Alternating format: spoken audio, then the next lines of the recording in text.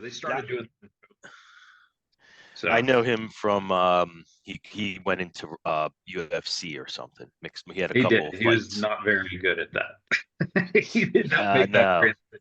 He's a better commentator there than he was an actual performer. So. Yeah, I mean, I wouldn't be opposed to doing a wrestling episode, but would have to be like we would just do a wrestling episode. It would have to during be from WrestleMania season. That's when it we'll would do have it.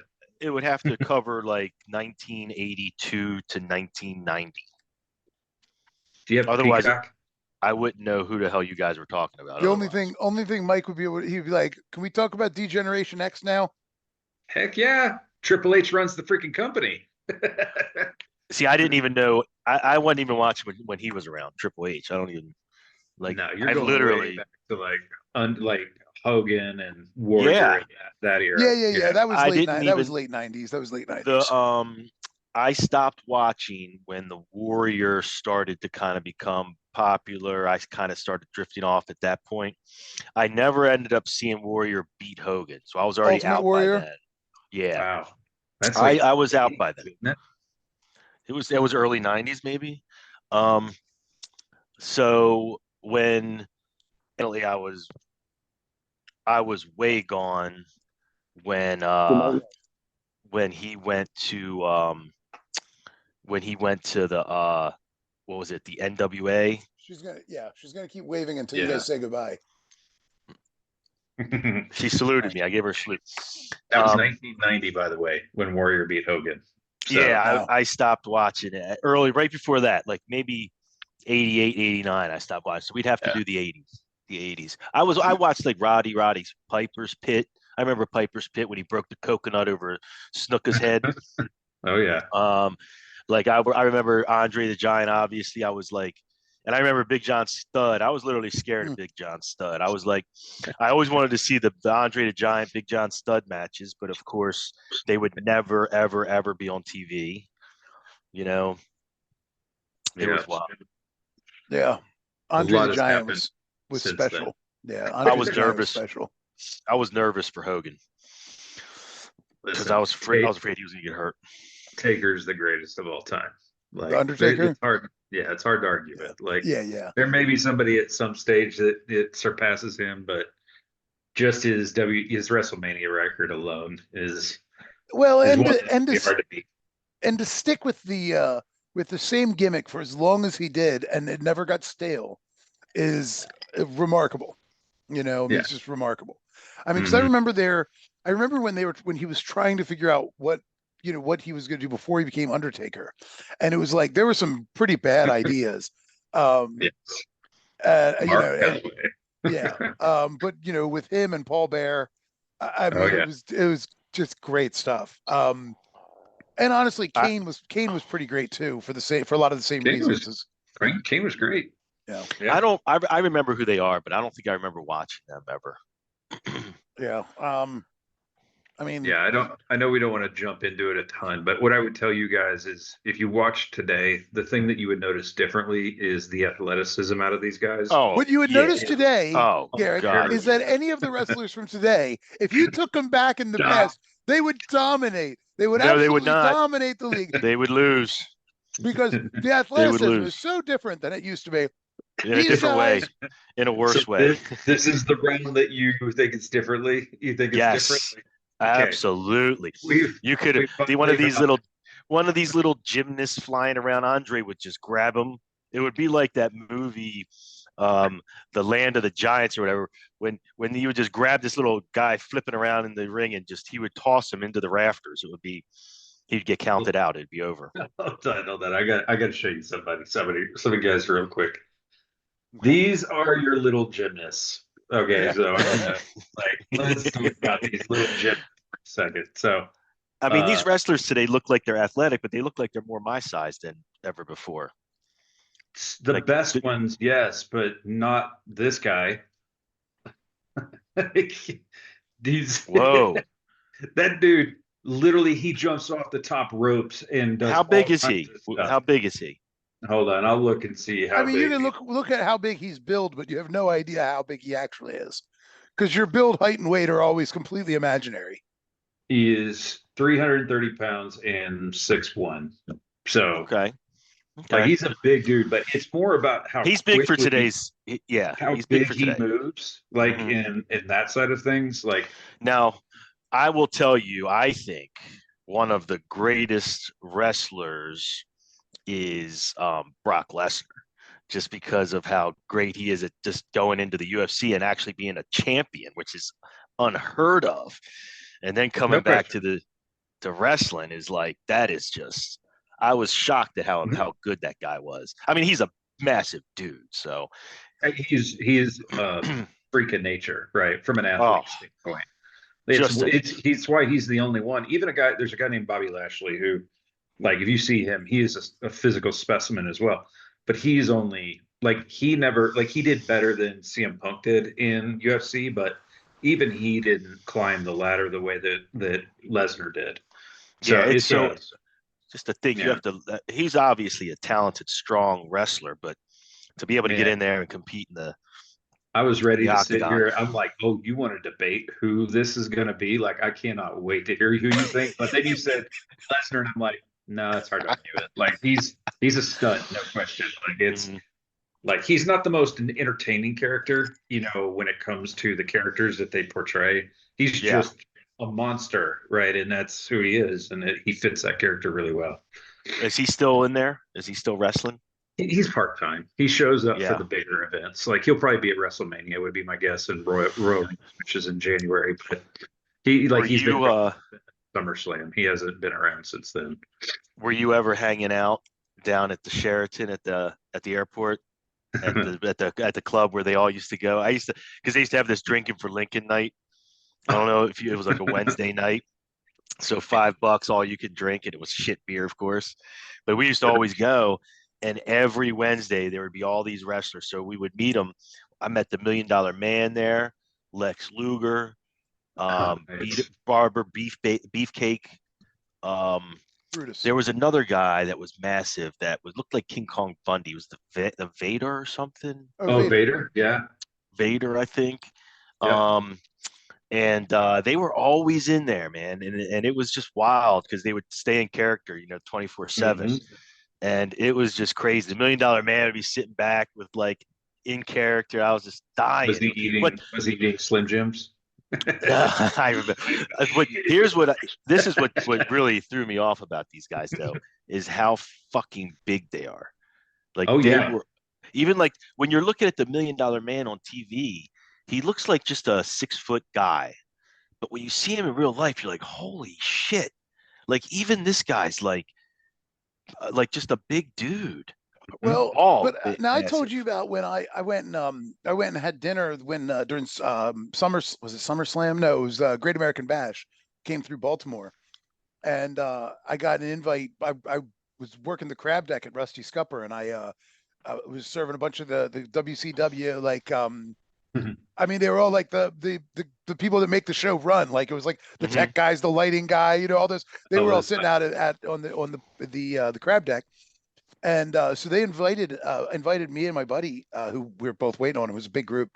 Said, hey, why don't you guys come out to? They were like, first off, if you want to go to the show, we'll leave tickets for you, to come see. And neither No. we couldn't get off work, so it's like it was that day. It was like, come on, we can't get out that night. But Yeah. then we went down to oh, I can't remember where it was, Vacaro's or Chiparelli's, one of those places down Little Italy, and they were all a bunch of wrestlers were going there, so we met them there in Little Italy afterwards. And so I'm at a table, and it's Big Papa Pump, Scott Steiner, Rick Steiner, Nice. Bam Bam Bigelow, Ooh. and Was super was superstar Billy Graham there? no, but they might No. as well be the same guy. No, Buff Bagwell, and Oh, God, there were a couple of other guys I can't remember, but I remember those four. And Shit. I can't Second remember a generation couple of NWO guys. yeah, there's yeah, a yeah. lot. So There was a lot of testosterone, like a lot of well, If by like yeah, testosterone you mean steroids. a lot of steroids. steroids. Yeah. Well, that was okay. So this was the thing that really got me about that whole thing is that like, I'm not a small guy. I Mm. and I went and I mean, Rick Steiner to that point in my life was like one of the largest human beings I had ever encountered. He was just gigantic in every possible sense of the word. But what was so striking was on TV, Big Papa Pump, he was so jacked up and just see, he was like this tall. I mean, he was just like this little guy. I mean, he was beefy, but he was just like, I mean, I had a good foot on him. I mean, I was like way tall. I had a full head and shoulders above him. And I mean, I know, like we were both in the bathroom at the same time, standing side by side at urinals, and I was just like, this, like, he's like, thick, but he's like genuinely way smaller than I am, like just way small. Like I felt like, I could just put my hand out on his forehead and he could just never reach me. Again, like the perspective between what I've seen on TV and seeing him in real life was shocking. And Buff Bagwell was like just like a normal. I mean, he was fit, but he was like a normal guy. He like just was like a normal sized guy. Again, smaller than me. You know what I mean? Like just a smaller guy than I was. Bam Bam Bigelow, however, could have like eaten me. I mean, just and again, Bam Bam Bigelow was a larger man than Rick Steiner, but Rick Steiner was a larger human than he was. Like Bam Bam Bigelow was a lot of belly and a lot of oh yeah, it was a lot of barrel, with a couple of legs. Rick Steiner was just there, like there wasn't a whole lot of fat on Rick Steiner. He was just humongous from head to toe. And I mean, like his head was the thing that really struck me because I'm like, this is a dude whose head is like 1.5 times larger than my head. Like his head was humongous. I mean, I guess the steroids might have had something to do with that, but I was like, he was just so significantly large in every capacity. It was shocking. Are any of those guys alive still? I think all but Bam Bam Bigelow. Oh, did Buff Bagwell die? I think Buff is. I think he is gone. I don't know about. I think Bam Bam like Bigelow most of those. Bam Bam Bigelow is definitely gone. Yeah. The Steiner brothers are still around, for sure. I mean, what's wild? I think I've seen Buff Bagwell's still around. Oh, is he? Okay, there's somebody else that I'm forgetting. Rick Steiner's kid is wrestling in WWE today. Yeah. Okay. Oh, cool. Yeah, I see him. I see Bagwell. I remember this dude. He used to wear that big top hat, and he had the had the handlebar. Like he's doing all right. Tight handlebar. He still looks like he's normal. But that was the thing. Like he, in clothing, like he just looked like a normal dude. You know what I mean? Again, he, where the clothing sort of hides some of the bulk. I mean, just standing next to him, like in a restaurant, like he just seemed like a normal sized guy. And I mean, and again, like smaller than I was, which is again was sort of I don't know, it was sort of an eye-opening moment for me because I was like, oh, these guys are like, as opposed to when I've met most football players that I've met who are, I mean, again, with certain exceptions, like I've met, like I remember when I met Todd Heap, and I'm just like, this guy's a mountain of a man. When I met John Ogden, I was like, this guy isn't a human being. He is. I met him too. Something different, That was like meeting Andre the Giant. So that's the way Bruce Smith was too. I saw him in an airport once. I'm like, whoa. I was working this bar in Baltimore on technically in Canton on what is the street that runs? What's that main street where Safeway is, Mike? Where it runs through, where that Safeway Plaza is, where Ray Lewis's place is or was. O'Donnell Street. Thank you. Yeah. It was a bar. It was on O'Donnell Street. But it was over like you were like at the front blocks of what people think of as like Canton Square and all that. Yeah. And it was a bar there. And it was a huge place, and I can't remember what it was called. Is it like by the wharf? Was it like it was across the street from the wharf. It was across the street from the wharf, but it was anyway. It was a long time ago. The place went out of business. But I was working there that night, and there were like four bars and then one upstairs, and we had John Ogden there, and somebody else was there too, but I can't remember. But John Ogden at one point, like, I mean, it was part of this promotional thing we were doing. It was like a big whatever, and so John Ogden was at one point standing in the doorway between like these cocktail tables and the bar. And I was like, so my first interaction with him was, Mr. Ogden, like, I'm sorry, like you have to move. You're blocking the entire doorway. Like you're taking up the whole doorway. Like it's a fire hazard. Like we essentially have a door like closed in this doorway because you're standing here. I mean, because he literally was like filling the whole doorway, top to bottom, side to side. It's like, dude, what are you doing? Like, you can't, like, of all the places, you can't stand here. Like, and I was like, I don't know that I've ever seen a human being, be a door. Yeah. You know, Yeah. and he was.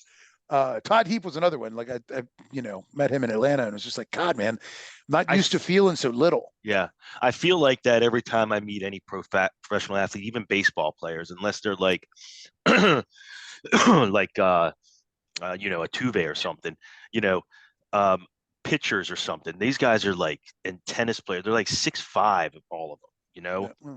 And when you meet them in real life, it's like, holy shit, man! Like these guys are ginormous people. Yeah.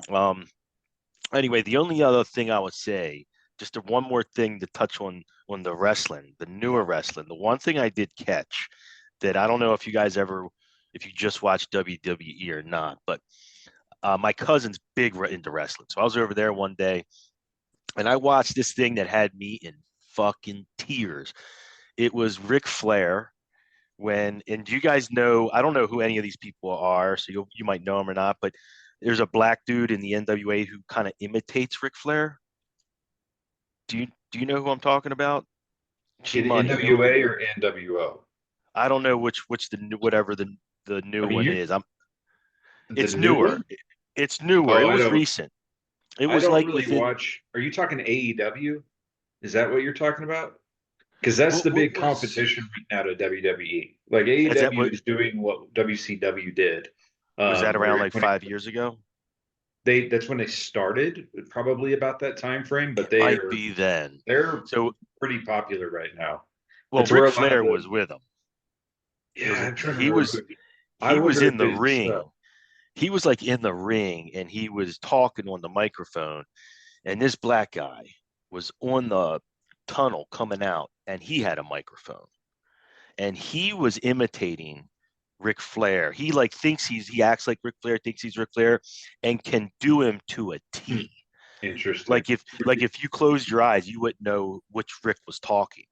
And they get into this thing where they start getting into a woo competition, and they're like, "Go woo," and then one guy goes woo, and the other go woo, and it's just they go back and forth, and it is It's Jay fucking Lethal. You're hysterical. talking Who is about it? it's Jay Lethal from TNA. Okay, And yeah, Jay Lethal, he's one of those guys. I want to say he used to be in WWE and he left, and I think he's in actually in AEW now. But that was when they were in the NWA together that they did okay. that. Yeah, Did you see that? Have you seen that before? I remember seeing this a while back because it was a little Okay. while ago. It's not. That's why I was like, man, recent. I'm Yeah, I avoiding, can't by the way, remember going when it. too deep into this because I can talk. I can tell you every storyline going on right now, who all these guys are, like a lot of the cool behind the scenes stuff. It's fascinating to me. Like it's an adult for me, an adult thing that it's like Sure. I like the behind the scenes story. Yes, it's still sports entertainment. It's still just a glorified male soap opera. I'm not going to dispute that, but at the Sure. same time, like the behind the scenes stuff when they kind of break that fourth wall and they blend real life with because like right now one of the big storylines is there's a guy named Seth Rollins who's probably arguably the best guy in WWE. Hmm. When CM Punk came back, you could see it like the whole crowd goes crazy. Nobody really reacts, but within 3 minutes, all of a sudden, Seth Rollins is freaking out, throwing his middle finger up, going, "Fuck you, buddy, fuck you!" And then he gets on the mic and talks about how this guy has been trashing this for the last 8 years. And it's like, number one, you find out behind the scenes, Seth Rollins had no idea CM Punk was coming back that night, and that whole storyline got set up in a matter of minutes while Rollins was in the ring, Yeah. which is like that's just incredible when you think about the communication between the writers, all the people in charge, the wrestlers, and everybody to make that look kind of transparent. Like I just think it's an incredible production more than anything. Yeah, you know what's really funny is when I was a kid and into wrestling, like in the 80s, early 80s especially, like I would get me and my cousin would get our parents to take us to the wrestling events at the Cap Center and, and down at the Civic Center, the arena. And all the parents thought that was the dumbest thing in the world. Like they weren't fans. They thought it was ridiculous and all, but Sure. all the kids now it's all flipped because all the kids that were into it like are now adults and the adults now are more fans, I think, are just as big of fans as the kids are. So it's wild how it's kind of Yeah. happened. It's definitely it's funny because it's most of the content is PG-13. So it's definitely more kid centric, but the storyline, especially with McMahon being kind of removed, Yeah. like he's I no forgot longer about that. involved.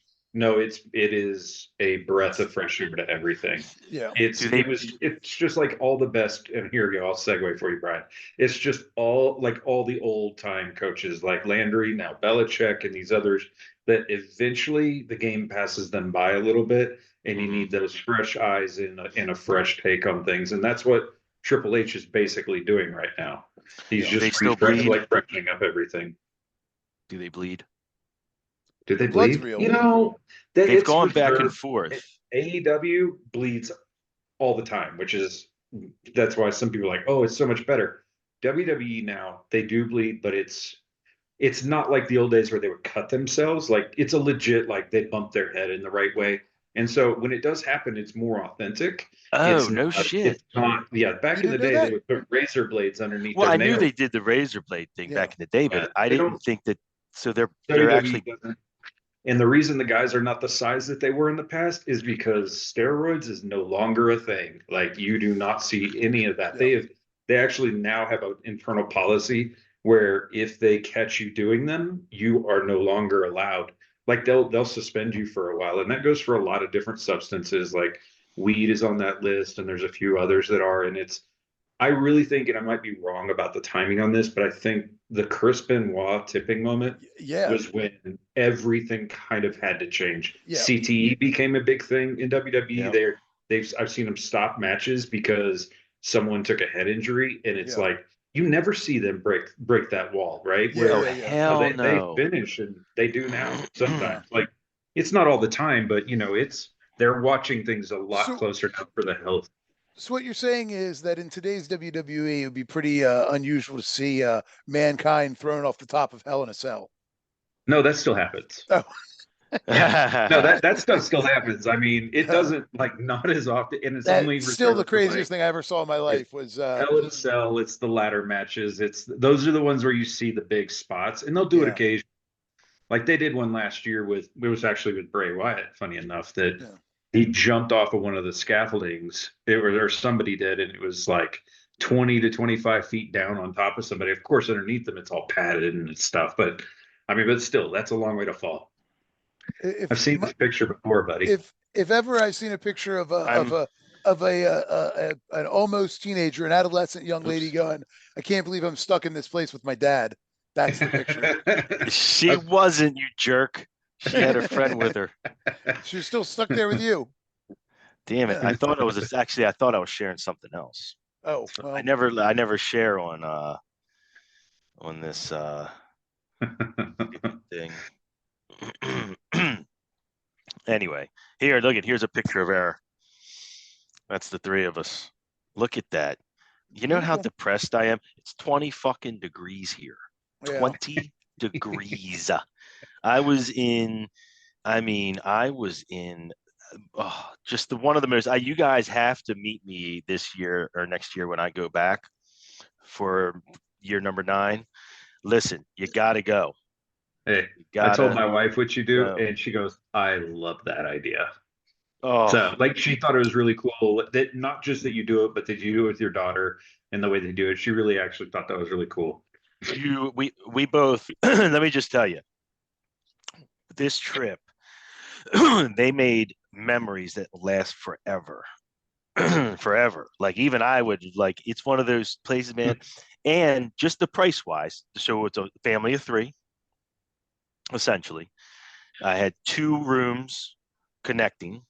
Mine, it's a king, and then 2 double beds in the other room, and flights for 3. Let's see, all of that was about $5,000, $5,500, call it. Okay, so not terrible. And then there is an option there where you can even do it all inclusive for a little bit more, and there's a lot of really good restaurants and fucking great bars in there that you can do. So when 2 of the 3 are kids, the all inclusive starts to be like, what am I paying? Well, let's be honest. Most of the time, that all inclusive for the food wise, it's good, but the drinks are all so loaded with sugar. It's like most of the time, I've gotten to a place where I find something that is like straight liquor with an ice cube, and I'm like, that's all I'm drinking the whole time. And it's the only way you get something that's not like super sugary. This saved my ass. This saved my ass because it's usually a fortune to go down there, because usually those resorts have cabanas, and I usually get a cabana. When I'm in the cabana, the girl's bringing you your drinks and the food, and it's all day. My bills are it's atrocious. So this time there's no cabanas at the place we stayed at. There's a great bar there, a couple great bars, and I would just buy beers and keep them in my room. I'd buy a case of beer, still expensive, but not nearly as expensive as like outside. And man, I'd have this tiny little cooler with me, almost like a fanny pack. I'd walk around the place. I'd go down to my chairs at the port with 2 or 3 cold ones, and just you had the white nose strip too, didn't you? Like you walk.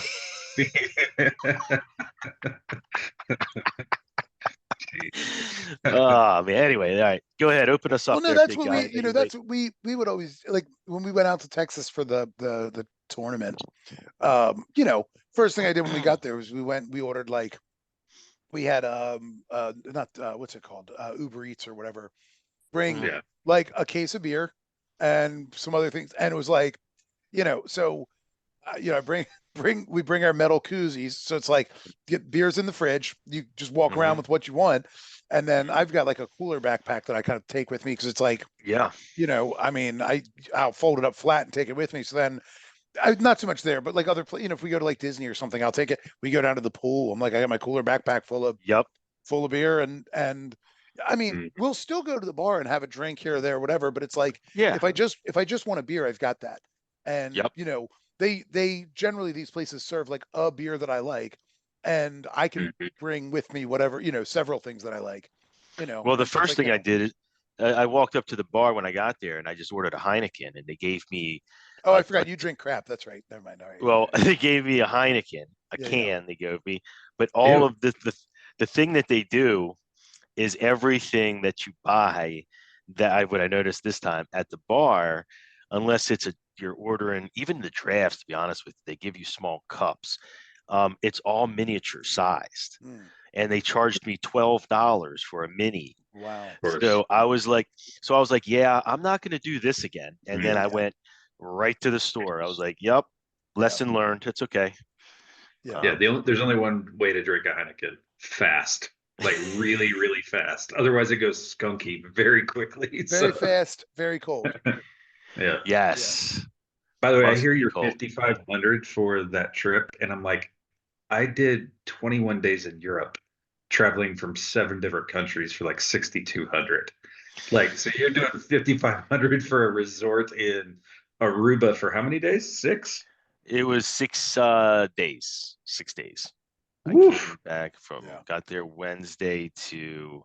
But when you think about it, well, if you think about it, every other hotel there is usually about $800 or $900 a night. Sure. So I feel like I'm freaking winning huge. We found Mike's math equation again. And this, think about this too. This is a big one. This is a big one. We are only like beach people, right? We're not like we don't have no desire to go really anywhere except for I've thought about going. I've almost planned a Montreal trip for me and my daughter. But I don't know. And if she brought a friend, I think it'd be great. But we've always been traditionally looking for a beachy type place. Sure. So I think actually, well, here's what listen to this. How about this? How about Destin? The Redneck Riviera. Yeah. The Redneck Riviera. Hey, Mike, look into next time you are looking for a place, you want paradise.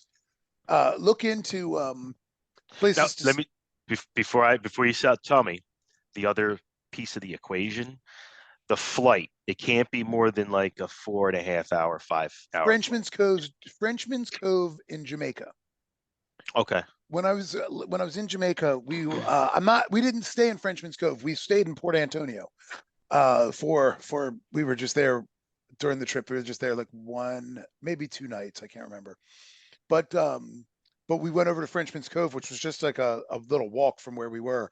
And Frenchman's Cove was like this tucked away, hideaway beach. It was unbelievable. It's literally like I mean, it's like a little cove like this. And I'm seeing it. it was unbelievable. Oh, And wow, it's way over there, way east. yeah, it's way to the east and the northeast corner. Port Antonio is great because it's still kind of a best kept secret. Like, they have regular markets. You can find actually really good like jerk, cooking on the streets. In fact, like in Port Antonio, at the beach at Port Antonio, I got some jerk chicken there that was when I walked up, the grill, if you want to call it that, whatever the thing they cook it on, the barbacoa, was cinder blocks and like steel grates that were all like liberated from old vehicles. They had like radiators that had been split in half and cut open and laid out to cook your food on. It was, I mean, it was just rustic, let's just say. But it was the best jerk chicken I had the whole time I was there. It was just amazing. Sure. On this makeshift, sort of open air fire pit that they built, with like whatever steel they could find around to cook on. Anyway, it's a cool area. Errol Flynn's mansion is out there in Port Antonio somewhere. Errol Flynn. He's not. No, he's not. Though. He's not. No. We love Nope. Jamaica, my wife and I. We've been a few times. Yeah. I've never been there. I've never been to Jamaica. I've always thought of it. People are awesome. Yeah, once you get outside of Kingston, that's what I've heard. I haven't been to Kingston. I've been to like Ocho Rios, Montego Bay, and Negril, and then you go out on your own from those places. But that's kind of I've never been as far east as you were in Antonio. Kingston is Kingston is fine. It's like any other big city, though. And the one cabbie there told me something that has always stuck with me. He's like, he was basically, he picked me up or whatever. I was doing research at the National Library of Jamaica, and he says, I don't know. He's telling me stuff about the place. We actually hit it off really well. He took me, long story. Anyway, he says the thing here. He says, people will tell you how bad the crime is here. He says, and it's true. He said the crime's bad here in Kingston. He said, but the people will tell you that the reason is because it's so poor, that it's such a poor city. He says, look around. What do you see? He said, you see Mercedes, Lincolns, he's like Cadillacs. He's like, and he said, and these glass skyscrapers and all this. He says, but just behind them, he said, what do you see there? And it's like, yeah, it's all shantytown. He's like, yeah, it's like tar paper shacks. He's like, the reason there's crime here, he's like, because there's extreme poverty that has to stare at extreme wealth every single day with no relief in sight. So it's like, it's the people that can't find jobs, that don't have money, that are scrounging to survive, who are looking at those Mercedes coming in and out of the financial district every day. He's like, that's why the crime is high. And I was like, yeah, of course, it makes perfect sense. They got to get theirs, man. They got to get theirs. But they're locked out from it is the thing. They're locked out from access. Yes. So whereas when I went up into the John Crow Mountains, and it's all like, it's so funny too. I'd never really thought about like coconut plantations. I was like, man, there's so many coconut trees. This is so cool. And one of the guys I was with, who's from Jamaica, was just like, yeah, man, plantation. I was like, oh my God. Like, it didn't even occur to me that this was like farmland. It just felt like I was driving through jungle. This is my bourgeois white sensibilities. Oh, this is just jungle. Look, there's banana trees. Look, there's coconut trees. That's what jungle means. It's like, no, man, those are all like cultivated. No, they're not like growing randomly all over the, what I mean? Like those make money. Those are plantations. Yeah. But when I was up in the John Crow Mountains, picking them. Yeah. When I was up in the John Crow Mountains, and it's like, the poverty was everywhere there too. But everybody was poor. You know what I mean? Like you saw people like walking their cows, walking their goats down the street, whatever, walking their pigs down the street. And it's like, and you can see like you can see the shacks, and you can see the quality of you see the poverty, but it's everywhere. But what you found was all of these little towns in like the John Crow Mountains that we were in, everyone was just poor together. And so it was all community. Like you just like people were making, somebody's making a stew because, they're making stew for like 8 families. They got this huge pot of stew on, and they're like, well, we had the goat tonight. So we had, we have stew for everybody. And like somebody will have the goat tomorrow or the next night or whatever. I mean, it's just like whoever has the resources is sharing them with the community. And I was like, I don't know. I came away really affected by that trip. It started me on my path towards leftism was that trip, Mike, because it was like I really saw how community operated in a way that I'd never really experienced before. I just had never really seen it. And it was like this is how people are supposed to behave. Like this is how people are supposed to function in a society, is like all of these people, not like the people in Kingston where it's like the haves and the have-nots are right in each other's faces. And I mean, of course, like some people had more than others, like in these communities, and that wasn't the issue. Like nobody cared. You know what I mean? Anyway, it was a life-changing kind of trip for me. Anyway, when was that? No, never mind. 20, I don't know, 20, maybe 2010, 2011, something like that, somewhere around then.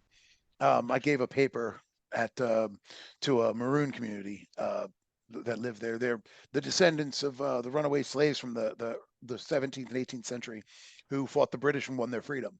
And the descendants continue to live in the same community. Like, were they pirates? No, they were slaves who ran away and forged their own path. I thought maybe they took over a ship or something. No, they had to fight for their freedom. Everybody always talks about the only successful slave rebellion ever was the Haitian Revolution, and that's true. But this was runaways who were able to because they ran away, they were able to carve out a life for themselves. And then eventually the British were like, all right, we have to crack down because the presence of this runaway community is an incentive for our slaves to keep running away to join them.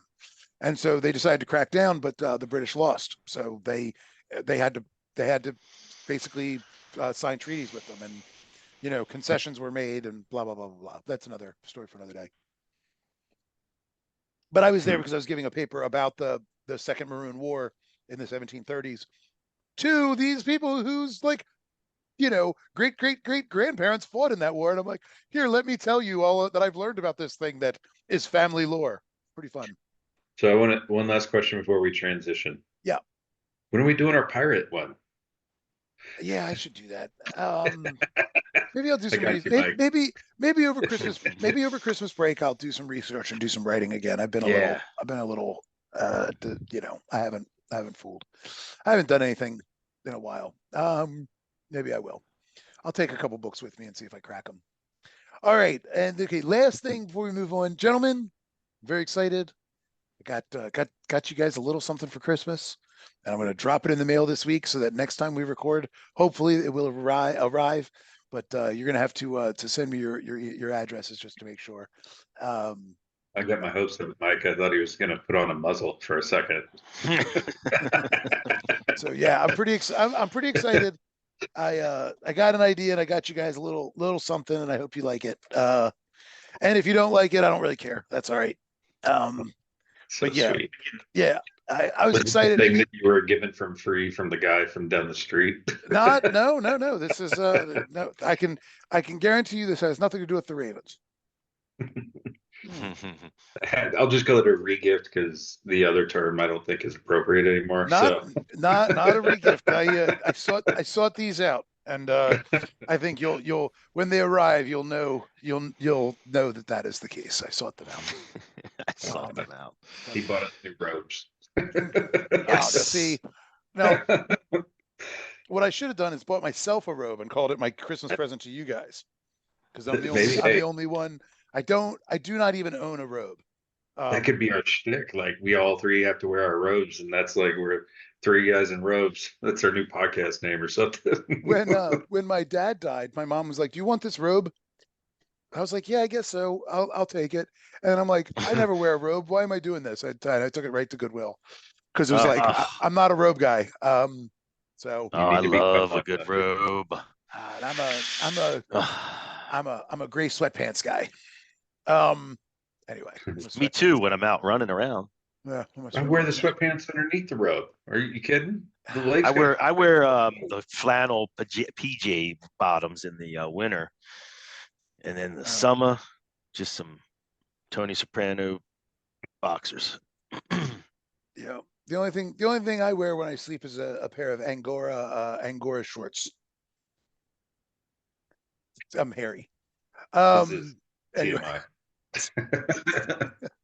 Sorry, Mike. I don't think Mike's frozen. Don't know. I'm not sure. No, he's good. I mean, Mike is Greek and Italian. He should have understood that joke. I wasn't really paying attention. It makes sense. All right. With that all said, and since Mike's going to keep us on a strict time here tonight, 45 minutes in, That's right. and we haven't started talking about football. Good job. Good job. So we're now going to start talking about the Waffen There's not much to SS. talk about this week anyway. There's a lot of trash games out there. Yeah, it's amazing. After week 11, which was just like so many good games. Just really just a cavalcade of great games. We got this week, which was a real stinker by and large. But it did start interesting on Thursday night with a surprise upset with the Packers pulling out the win over the Lions, and the Lions basically playing exactly like they did the week before against the Bears, except not quite pulling out the win at the end. I mean, so I didn't think I'd want to talk about this game because I had pretty much resolved that the Packers were lousy, but I don't know, going on the road and getting a big win in Detroit. Jordan Love, is still obviously work in progress, but I still see there's potential there. He seems like he could develop into a decent quarterback. He looked fine on Thursday. That's for sure. That was as much intel to me of it just felt like the Lions, they've got something wrong. And I personally think a little bit is with the emergence of Jahmyr Gibbs and Montgomery being kind of found some refound life, right? Being with Detroit, they're leaning more into the running game, which means Jared Goff is very much a rhythm quarterback. And I don't think he's in rhythm. And I think that's harming the passing side of their offense, which is why they're starting so slow. At least that's how it feels to me. Because when he was at his best and they were at their best, he's leading that offense and the running game was secondary. But I think that's true. But I also think Dan Campbell knows what the limitations that Goff brings to the table. Sure. And so leaning on the running game in theory seems like it would make more sense. I'm not disputing it. When you got two running backs like that too, you have to use them. So, and Goff stats don't look bad, but he didn't feel great in that game. Like it just felt like the whole team felt a little sluggish. From the beginning, at least. Agree. Well, 2 weeks in a row. Yes. Yeah, 2 weeks in a row, having a hard time finding a rhythm. I kind of thought the Packers defense looked pretty good too. I mean, they did change things up. They seemed to. The Packers D kind of came out like as if they had watched a little film and mixed some things up. Maybe they saw something. Maybe they saw something in the last couple of weeks with the Lions, and they put some pressure on. They put some pressure on Goff. That and the Packers are not like, again, they're not a bad defense, but they're certainly not a great defense. Sure. But they seem to.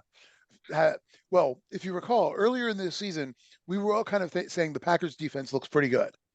And then we sort of slipped into I don't know. They seem pretty average, maybe on the good side of average, but they're a top 18 defense, maybe something like that. But they maybe that was the anomaly. Maybe this was more accurately how that defense plays. I don't know. But the Lions definitely have a little trouble because Jordan Love is definitely somebody who you can pressure into mistakes, and they didn't do that. And certainly with Hutchinson, you would think they'd be getting more pressure than they did. Yeah, for sure. Their defense is definitely taking a step back. That's where I think Detroit, that's the big difference, I think, between the Lions early in the season when they were having the most success as well versus now. Their defense was performing at a higher level. Sure. I think the Ravens broke them. Maybe. Yeah, they smoked them, man. I mean, Seattle's not doing much better since we blew the doors off of them either. I mean, I think, maybe when you get exposed like that, it creates a bit of an existential crisis. It does. Look at the Broncos. Like what they went through with the Dolphins, they were shell shocked for weeks, and now they're 5 games in a row or whatever. Like it's like, what is like? So maybe there is something to that. Yeah. I mean, it creates an existential crisis. And then until the players are able to buy into the system again, Right. I mean, because obviously all of these guys, every player on every team is, belongs there. They've earned their way there one way or the other. And like, you know, if you buy into the system, you can achieve some degree of success. Obviously, that buying into a system is not enough, but some modicum of success. This is the rationale for firing Frank Reich, right? Is that the team's not buying into the system, and Will he ever get a job again? I don't know. I mean, I'm Not as a sure head coach. I mean, he'll have to go as an OC for a while, and then maybe he'll get another shot. Um, but certainly this had to be a humbling experience because he brought in a coaching staff that really looked on paper to be a great staff around him. but have you seen the stories that have come out of there too? It's like Tepper is in there and like meddling, like found like Bryce Young. Yeah. That was Tepper's Well, I said request. that. He wanted that. Did you say that? I must Yeah, have remember I said forgotten about that. Tepper interviewed Bryce Young and came away so impressed by how smart he Right. was. Yeah. And I must have forgotten that you had mentioned that before. I just heard it this week, obviously, with Reich being fired and everything. That all comes to light is like, well, he's Yeah. being executed effectively for decisions that were not his, which Yeah. is it definitely that owner is going to have to show a lot more patience because how many coaches has he had now? Like 4 in 2 years or 3 years, something like that. Like, Yeah. it takes time to get a system in place and to develop players. Yes. I mean, and he, like I said, he liked Bryce Young because he was smart. Yeah. I mean, he It's just too thought he bad. was so smart. It's too bad it's so obvious that C.J. Stroud is such a stud. Like, Well, I it's think so that's why Frank Reich doesn't have a job. If the Texans, were a 3-win team and Stroud looked like he was making progress, but not sure. setting records. Agreed. I think maybe you go, okay, well, I see what the other like the guy picked number 1. I see where he is. I see where the guy number 2 was picked. You have more patience, but I think you're right. Seeing Stroud and the Texans, I mean, look, they lost by 3 to the Jags. Now that's only a 3-point game. That game didn't seem that close. It did. But the Texans did make it a game, and they had a shot. They got within a shot. Yep. And Stroud looks good though. He like does. Stroud. And he looks real good. They're young. They've got a good future ahead of them. I think Trevor Lawrence he can run the ball. Too. Well, in that game too, the Jags were a lot like watching the Ravens. Jump out to an early lead and then take your foot off the gas. Yeah. Jags aren't going far in the playoffs this year. I will say I agree, but it also would not surprise me if they shocked a lot of people because they have all the pieces to do it. It's just it really hasn't come together all year. They have not been that impressive yet, and they were more impressive at the end of last year. Yeah. So if they ever do, it's just like the Eagles.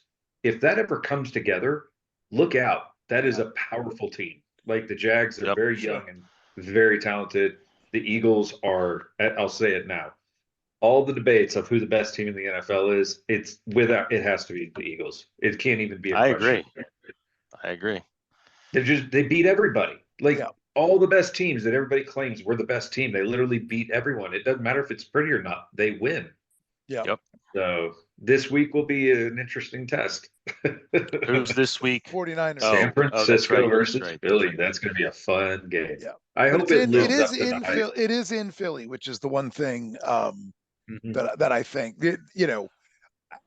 we'll see. The Niners certainly seem to be firing on all cylinders right now too. I hope it lives up to the hype. I really do. It's hard to imagine it won't. I mean, it can't be.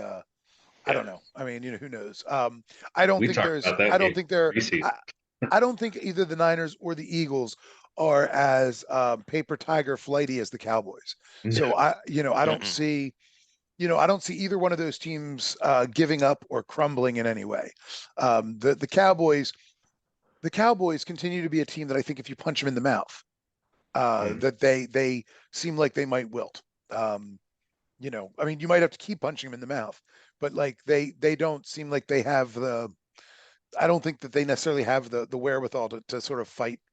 They don't have the fight. Maybe they do, and I haven't seen it, but I go back to that Cardinals game where they just it's like what they they just looked lost. Like as soon as they were losing, it was like the shock of being behind. They could never get out of that. Like that whole game just felt like a team that was like, but we're the Cowboys. Like that seemed to be the whole way they played. Wait, this doesn't make sense. We're the Cowboys. Like we're owed this one. And they're getting a lot of hype right now, but it's like, look who they played recently. It's Washington, Carolina, and the Giants. Like three of the bottom tier, the bottom teams in the league, and they're doing what they're supposed to do against them. Yes. They are clubbing them. They're clubbing them really good. That's but this for sure. week against Seattle, like I don't know who Seattle is right now, and without Walker, who knows what's going to happen? But I mean, it's just can they beat one of the upper echelon teams? I don't know that we've seen anything that says yes to that question. And Seattle doesn't know who they are yet. The defense continues to kind of keep them in games just enough. And I mean, Geno certainly seems to have regressed from last year, but I'm not sure how much that is. Last year was an outlier. That'll never happen again. Well, yeah, I mean, he was terrible up until that year, and I mean, god awful terrible. I don't know that that's fair. He had started for the Jets way too soon. Miserable. He was Geno. Was he a second or third round pick? I think he was a first round pick. I think he was first. I don't think so. I think he was. I think that's why he was playing. To be honest with you. No, I don't think he was. I think he was picked later, and that was the whole thing. Like they started him way too early. Maybe you're right. He was out of Virginia. Early second round is what it was. Second. Yeah, I mean, I know he was. I know he was highly thought of, but he was much more of a developmental project coming out of college, out of West Virginia. Yes. Yeah. So he I remember though, like he ended up starting, and at the time it seemed like, what are they doing? Like it's way too soon for him to start. He's not ready. You could see it in preseason. He wasn't ready. He didn't seem ready. And then he's terrible.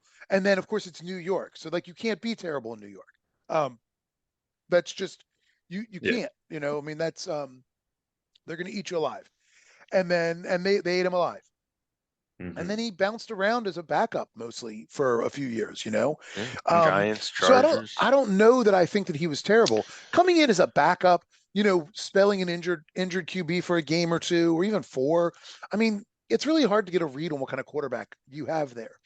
Some guys certainly rise to that occasion, but we've seen for every backup that comes in and has an amazing game and leads the team to victory, and you're like, oh my God, this is amazing, whatever. The kid from Chicago, who he's a D2, comes out of a D2 school, and he gets a win. Right. He gets a win. And you go, this is amazing. And everybody wants to talk about him. But you're like, did you watch the game? Yeah, exactly. Like, I'm not saying he can't be a backup quarterback in this league. I'm not even saying he can't be a starter. But he sure didn't look like he could be a starter to me. Correct. Yeah, they got to win. Great job. Great scheming on the part of the coaches. I mean, give them credit.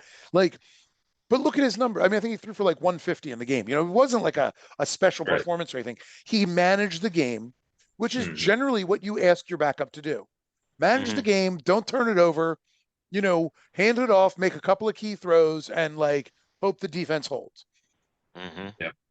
So no, and that's where I think both things can be true. Like Mike is right. Geno Smith did not look like a good quarterback early on, but I also for his whole career. He needed to be developed is the problem. And so you're right, Mike. He played like shit, no question. Yeah, he's terrible. Like you look at his numbers. Like he's never going to be the upper echelon guy. Like it's not who he is, but he can be a starter. Which he was last year. He was last year, man. He still is, really. I mean, when you look around the league, the fact that a third of the league is on injured reserve right now. Not only that, he's a starter in the league. He's a top 20. He is for sure. Yeah. No doubt about that. Yeah, I mean, New England wishes they had Geno Smith. A lot of teams wish they had. Carolina wish they had Geno Smith. Yeah, right? exactly. I mean, and this is a loaded question, but honestly, who would you rather have, Geno Smith or Baker Mayfield? I'd probably rather have Geno. I'd rather have Baker. I'd rather have Geno. You know what Baker hasn't shown me? How to win. Geno has.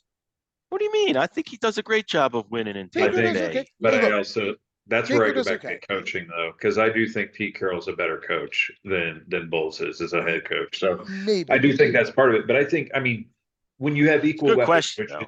which is the first time Baker's ever had these kind of weapons, like since he's been.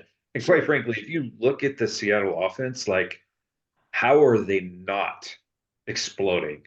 Well, Like with Lockett and because the Jigba, O Metcalf, line has not done a Walker. great job. Because the O line's But not doing a great job. no, that's fair. So he's under a lot of pressure. And I mean, that's the Bucks problem too, though, kind of. but I guess, and again, I mean, the reason I bring up Baker is because I feel like those two guys are real similar. They are. And but right now, I'd rather have Geno than Baker, and the reason is just Baker, the cake maker. Geno seems to make better decisions under pressure than Baker does.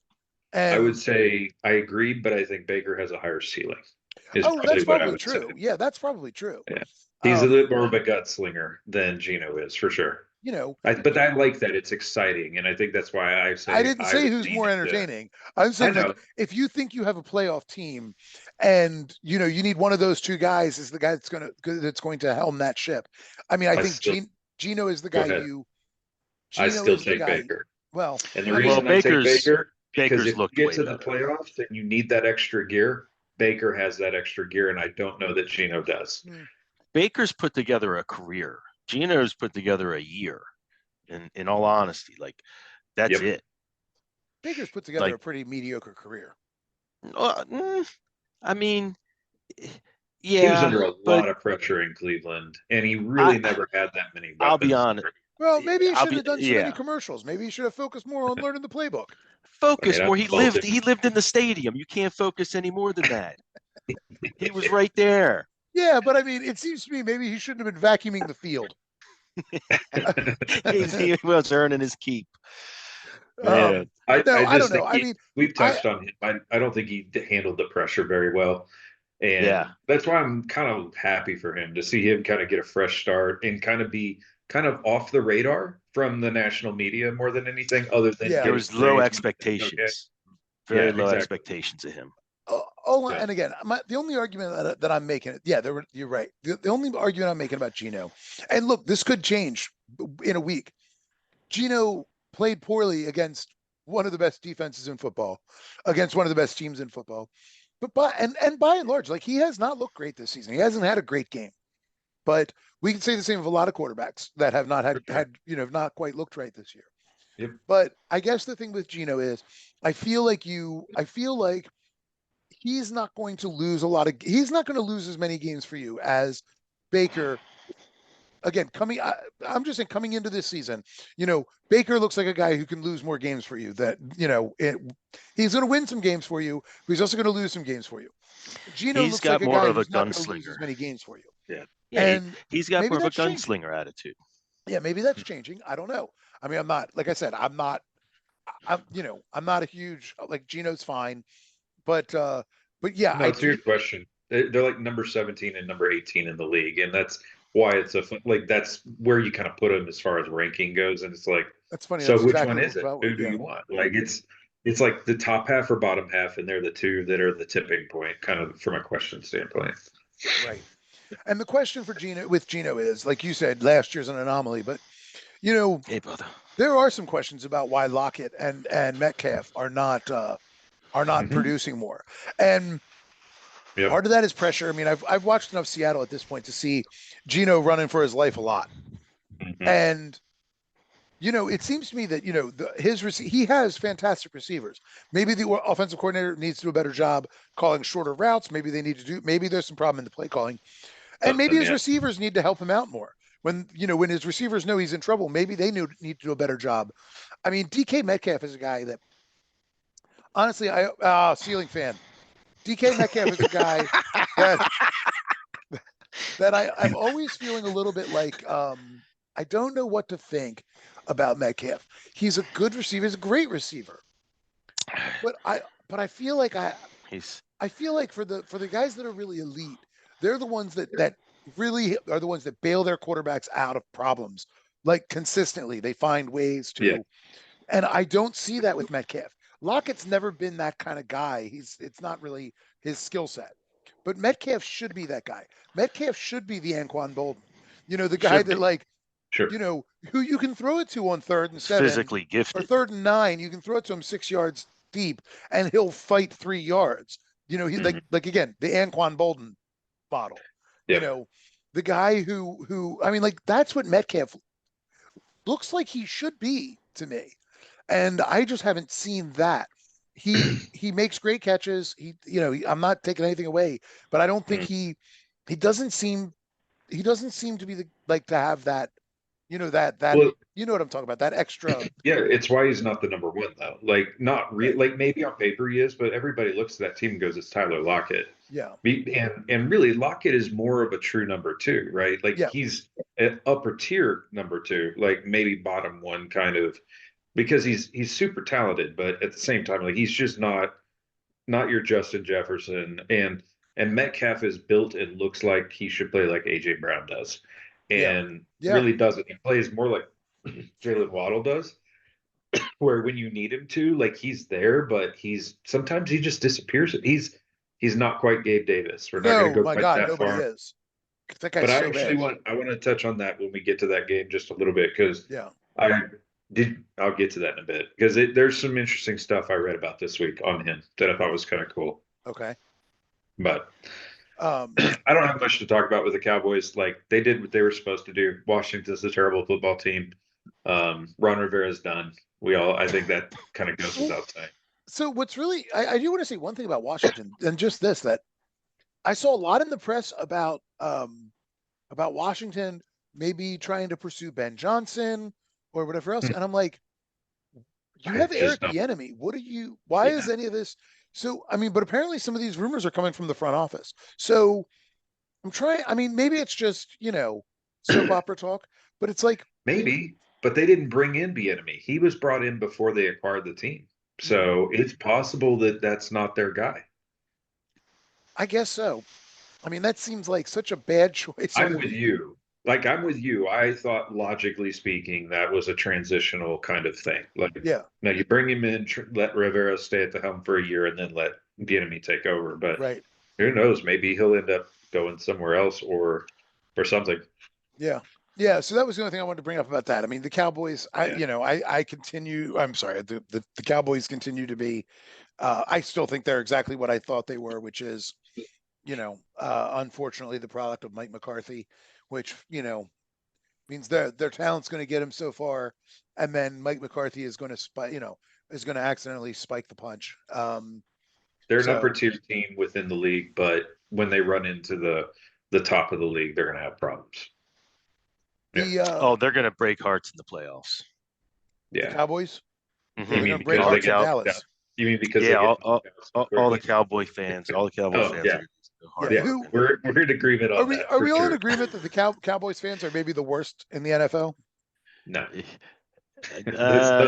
Maybe today that's true, but no, for the last 20-something years, that's been Patriots fans. Oh, sorry. Yeah.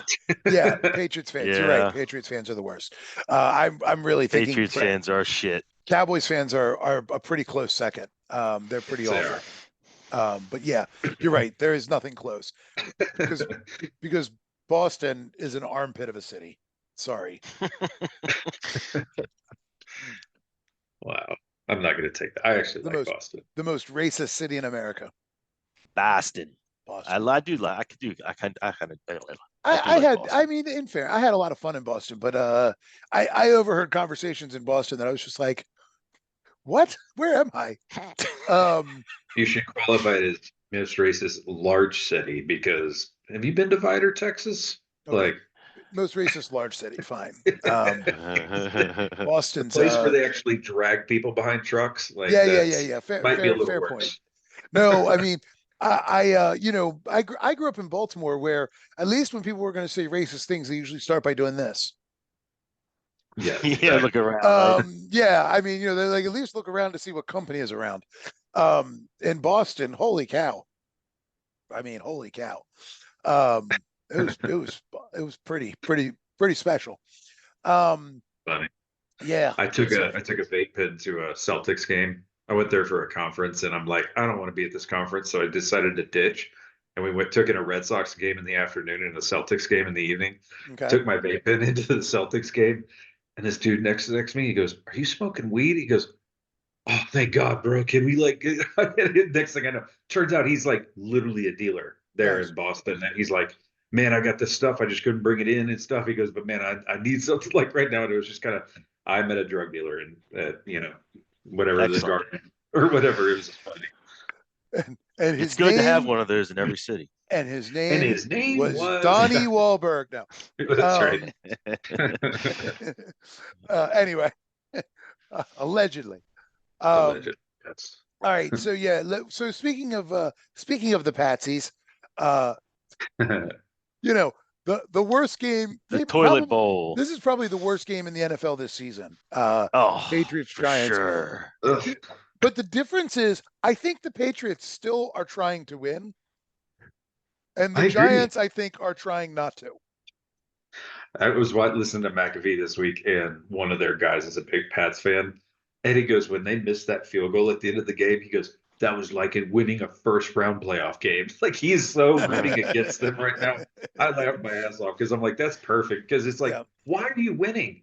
Like, when you're in the bottom of the league, I've never understood when teams, and I realize some of it is these players have incentives all laced inside their contracts, and they've got them. So it's hard to get people to lose intentionally, which is why the whole story with Flores that came out in Miami is such a big deal, right? But I don't know. I agree. They look like they're trying to win. The team's trying to win, except for Mac Jones. He's not trying to win. Oh, I think he is. That's the problem. Yeah, I think he's not doing it. I think terrible. They ruined him last year. I really think last year ruined him putting Matt Patricia at the offensive coordinator. I mean, that is by far really will go down. Like, it'll be on Bill Belichick's Wikipedia page as like its own special entrance, like its own entry. So it'll be like controversies. Installed Matt Patricia as coordinator, and like and like seemingly deliberately ruined a team. Yes. It comes down to one of two things. Either, and not only hold on, he also ruined Matt Patricia. Like, he ruined Matt Patricia as a coach. Is that really possible? Like, he really hasn't been good since he left and went to Detroit. Not really. Like, as he was during the heyday, but after that, he's not been the same guy, and that didn't help. Yeah, I mean, I don't know. Maybe so.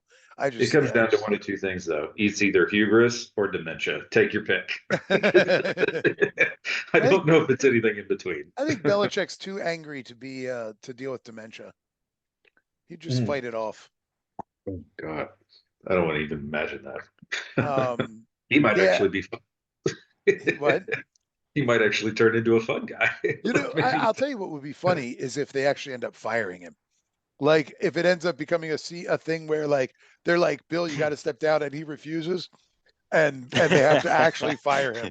This is, as far as the Patriots are concerned, this is the only outcome that I want, is to see them have to fire Bill Belichick, to like have him like security called and dragged out of the office. Because I know, come on, it's Kraft. All the security have to come in wearing like mac and cheese colored uniforms, right? So they're gonna like come in looking like boxes of Kraft mac and cheese, and they're gonna drag him out, and that's gonna be on TV.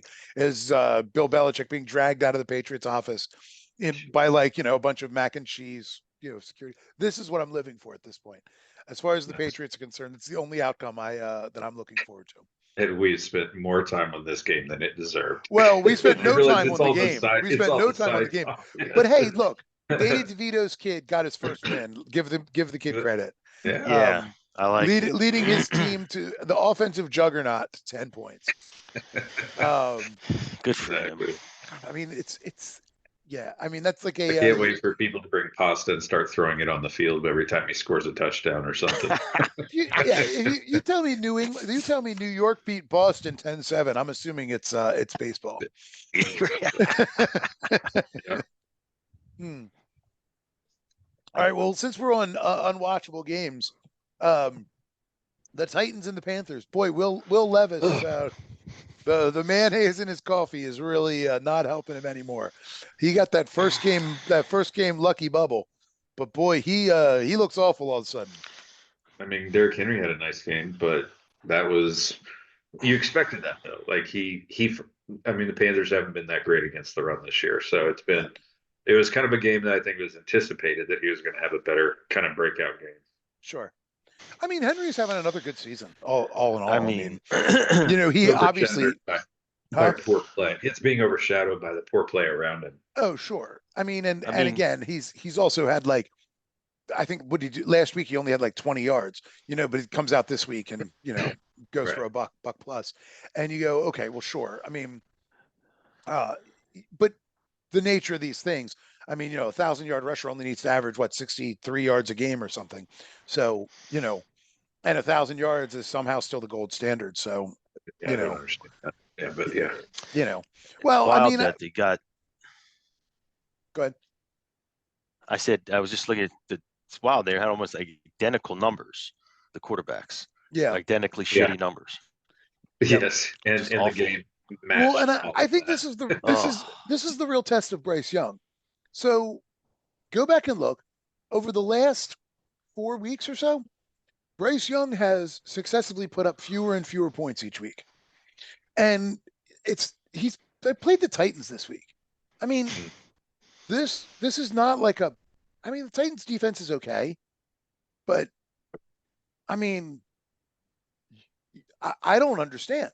I mean, I look, I understand because I think he's a bad quarterback who shouldn't be there. But that's why Frank Reich got fired, right? Say again. That's why Frank Reich got fired, because it's his fault. Yeah. We shall see. But I mean, he put up what, 10 against the Titans. He put up 10 against the Cowboys, which is a significantly better defense. He more acceptable for sure. Yes.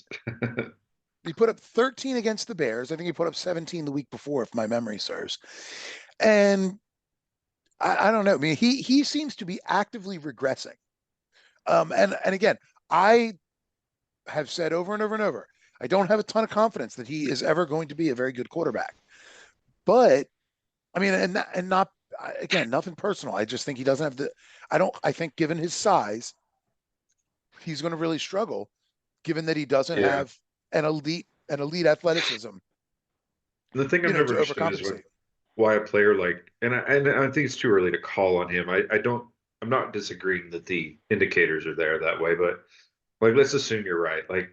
Why wouldn't you try and play a different position? You know what I mean? Because he's built more like a wide receiver, and then he becomes kind of more of a weapon for that team. As it's kind of like Debo being because such he's a not fast.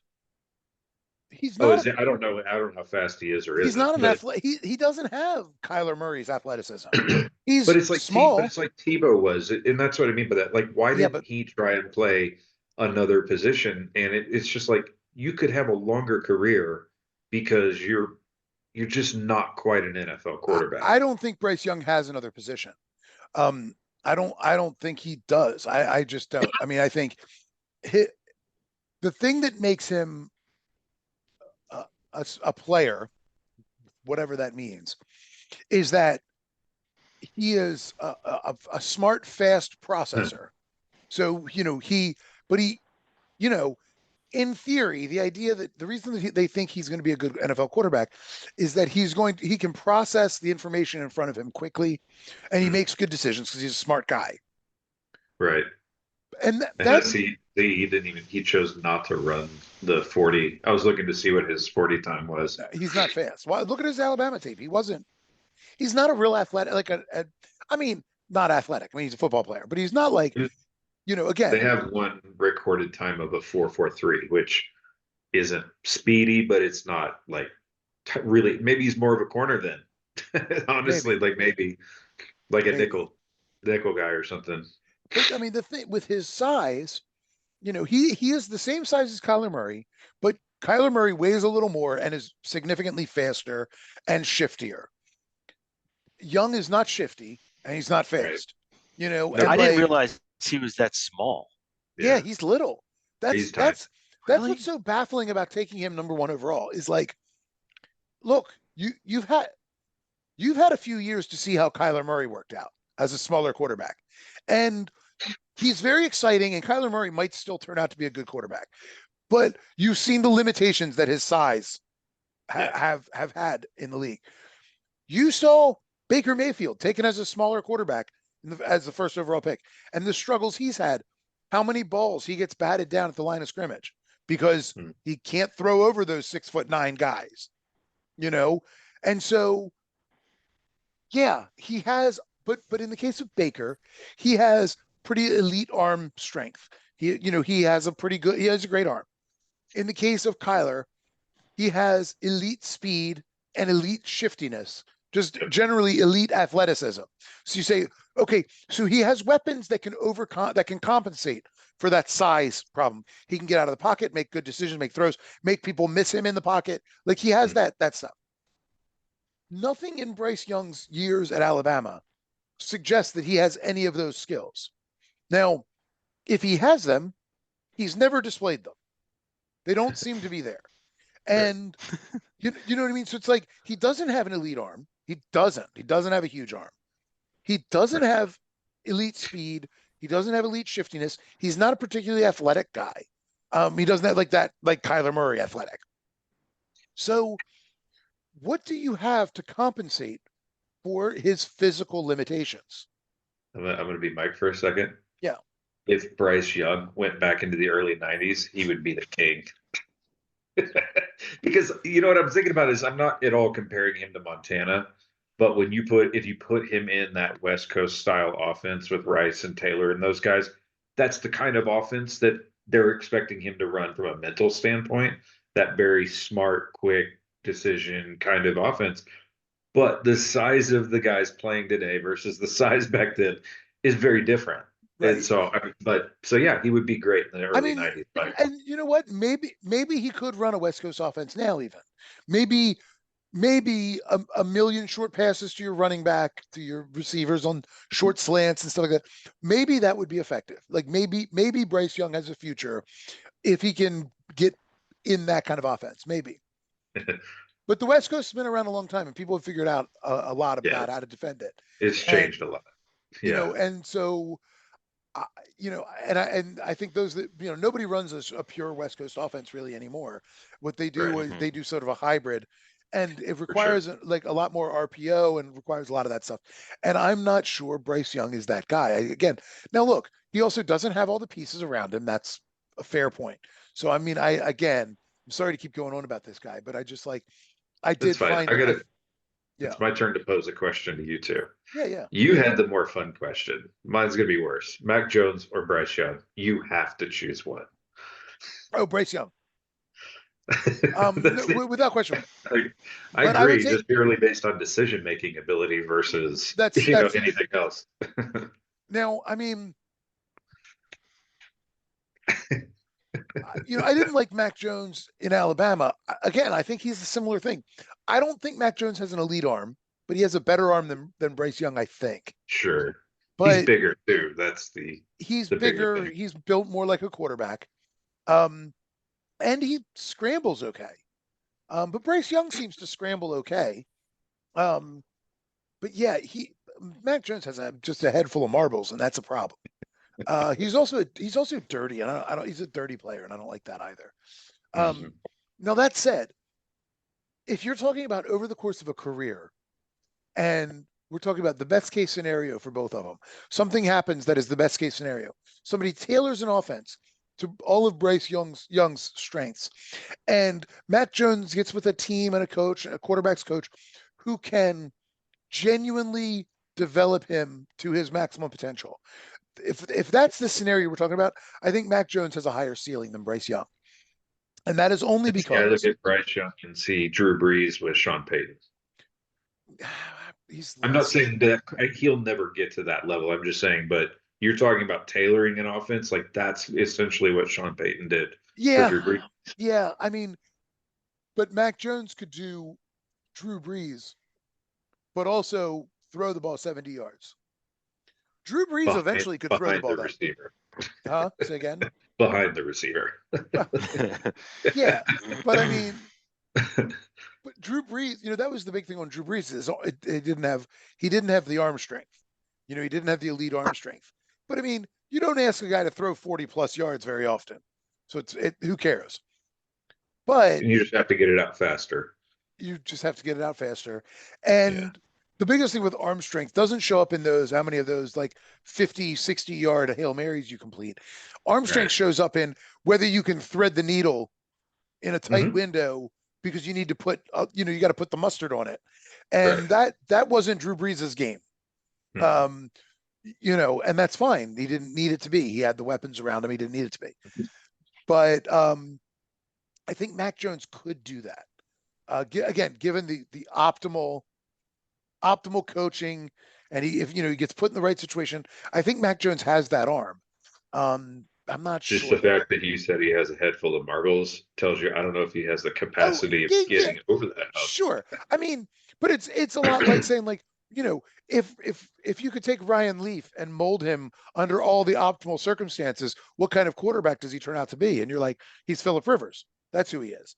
I mean, like, if you could mold him exactly with all of his natural ability into the perfect quarterback that he could possibly be, he's Phillip Rivers.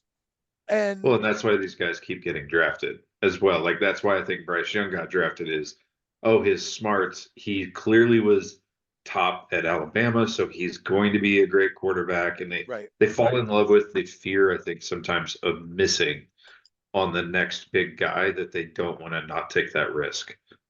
Well, and I think they also looked at Stroud and they went, he's not a real mobile quarterback. He's not Justin Fields. He's not Lamar, and they're like, he's great in the pocket. Like, moves so well inside. But I think the idea is you look at Bryce Young and he has to roll out because of his size. Yeah. And so he gives the illusion of being a mobile quarterback, but he's not that. He's a rollout quarterback. I mean, he's a rollout quarterback. It's not the same thing. Yeah, for sure. And so I think that people evaluating look at C.J. Stroud and they're like, well, the game is changing. We want a quarterback. We don't want Joe Flacco anymore.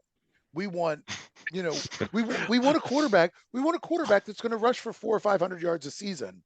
That's what we want. We want a guy who, the new dimension to the game, right? Yes. It offers at least the dimension of it. Yeah, it doesn't have to be Lamar rushing for 1,000, but we want a guy that can get us 300. We want Aaron Rodgers. We want, that kind of thing.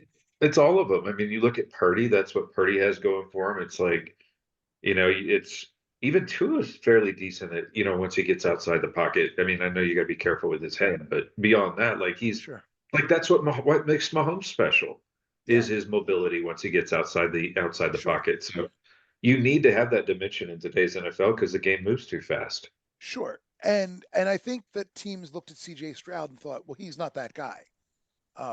Neither is Kenny Pickett because he is the example of the older style quarterback. Sure. And I mean, and I think, there's still an appeal to having the stone-footed pocket passer. I mean, I get it. Like, people still love Peyton Manning. They're still looking for the next Peyton Manning.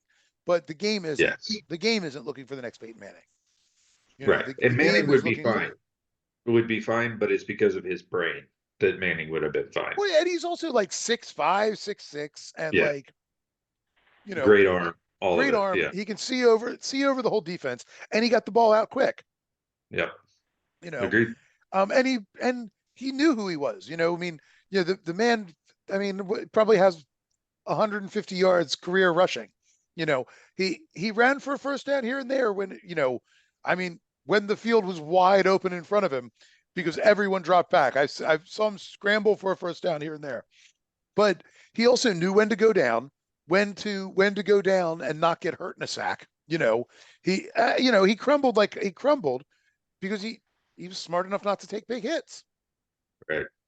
I mean, yeah. So I think a Manning, of course, would survive. But anyway, whatever. Yeah. Mike, you're too quiet. He wants to move on to our next game, I think. Yeah, you spent far too much time on that. I was drifting off. Baker the Cake Maker loses this week. The Colts and the Colts. That was an entertaining game, though. That was a fun game to watch. Colts find themselves in a interesting spot. Like, the Texans are still in it in the AFC South. The Colts are still in it. I think the Colts are ahead of the Texans. I think technically right now. I think I didn't look at the playoff standing, but I thought I saw. I thought I saw on Monday they were showing that the Colts were like the last team in or something. or maybe they were right on the cusp. They are. They're number 7 in right now, and they're tied with Houston, Denver, and Buffalo for that. Like on record, they're all kind of the same. So, and Houston and Denver play this week, which is going to be in. We'll get to that in a bit. But it's going to be an interesting game. Yeah, that was a fun game to watch. That Colts Bucks game was actually a lot of fun. I've said before, I'll say again, I like Gardner Minshew. I really do. I like to see him have success. He's I bought into Minshew mania. I thought that was really fun with the stash and the mullet and the whole thing. I thought, he's got a lot of personality. He's seems like a fun guy. So I'd like to see him have some success in his extended period chance here. I think the Bucks are fortunate. They play in the NFC South, so you could possibly make the playoffs as a 7-win team in that division. Somebody has to win it. 5 and 6, the leader right now. Yeah. Yep. I mean, how is the playoffs work again? How many wild card teams are there? There's 7 teams now. One team gets a bye, and the others all play in wild card weekend. 3 wild cards, all the division leaders. So they will have to battle it out. There's going to be a pretty good battle because it's a logjam right now for sure. It is. And really, when you look at the teams that are in front of that, you've got Cleveland and Pittsburgh, who Cleveland really they're just living off their defense, and Pittsburgh is, as we've discussed, somehow still winning, and all the credit has to be given to Tom and Buffalo. And Buffalo. I mean, we'll get to that game here in a second, but that's because Buffalo is not they're a team that should not be where they are. They may not be the top of the AFC right now, but they're not a 6-5 team either. They're a little bit above that. I seem to remember a wise coach once saying, "You are what your record says you are." Yeah, but there's factors that go into that too. So. Yeah, well, but they fired Ken Dorsey, so that should solve all the problems, right? Exactly. But I mean, if you look at all those teams that are in that same, because it's kind of like the Vikings last year, right? Versus the opposite this year.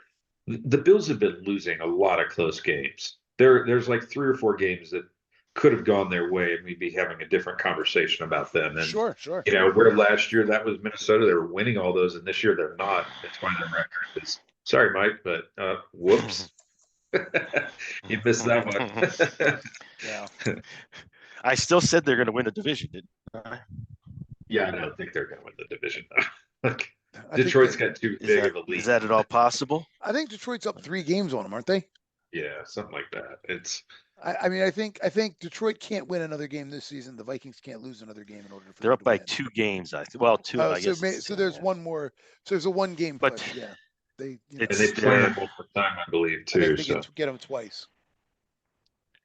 I think they still get them twice. Let's go Vikes. Twice. I'm looking now. Yep, week 16 and 18. So 2 of the last 3. So yes, it is still possible for them to take it over. But I see that happening. But we can just cover this game real quick. That might have been the worst game of the weekend. I know we talked about the Giants Patriots was definitely worse. I'm sorry, but the Bears was bad. Was not any better. Justin Fields is at least exciting to watch, and that's why that's a better game. 3 plays a game. Yeah. Yeah. How many exciting plays were there in the Giants Patriots game? Were there 3 plays? When Danny DeVito threw that touchdown. So one.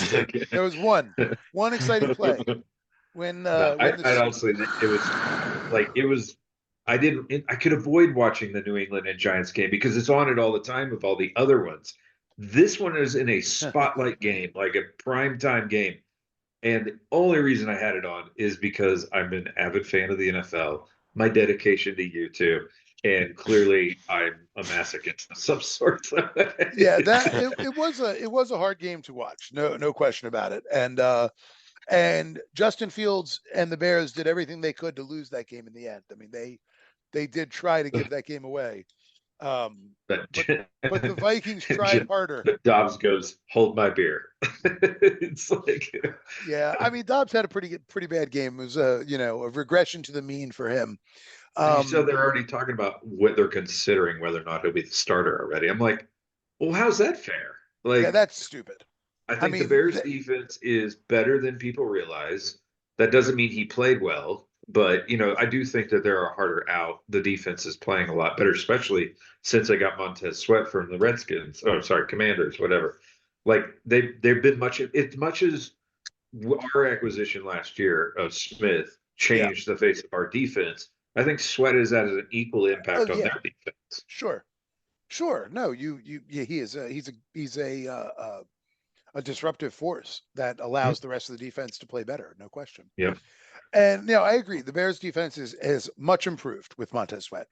And the first week he was there, you didn't see any difference, but as he's learning the playbook, you know what I mean? It's obviously making a bigger difference.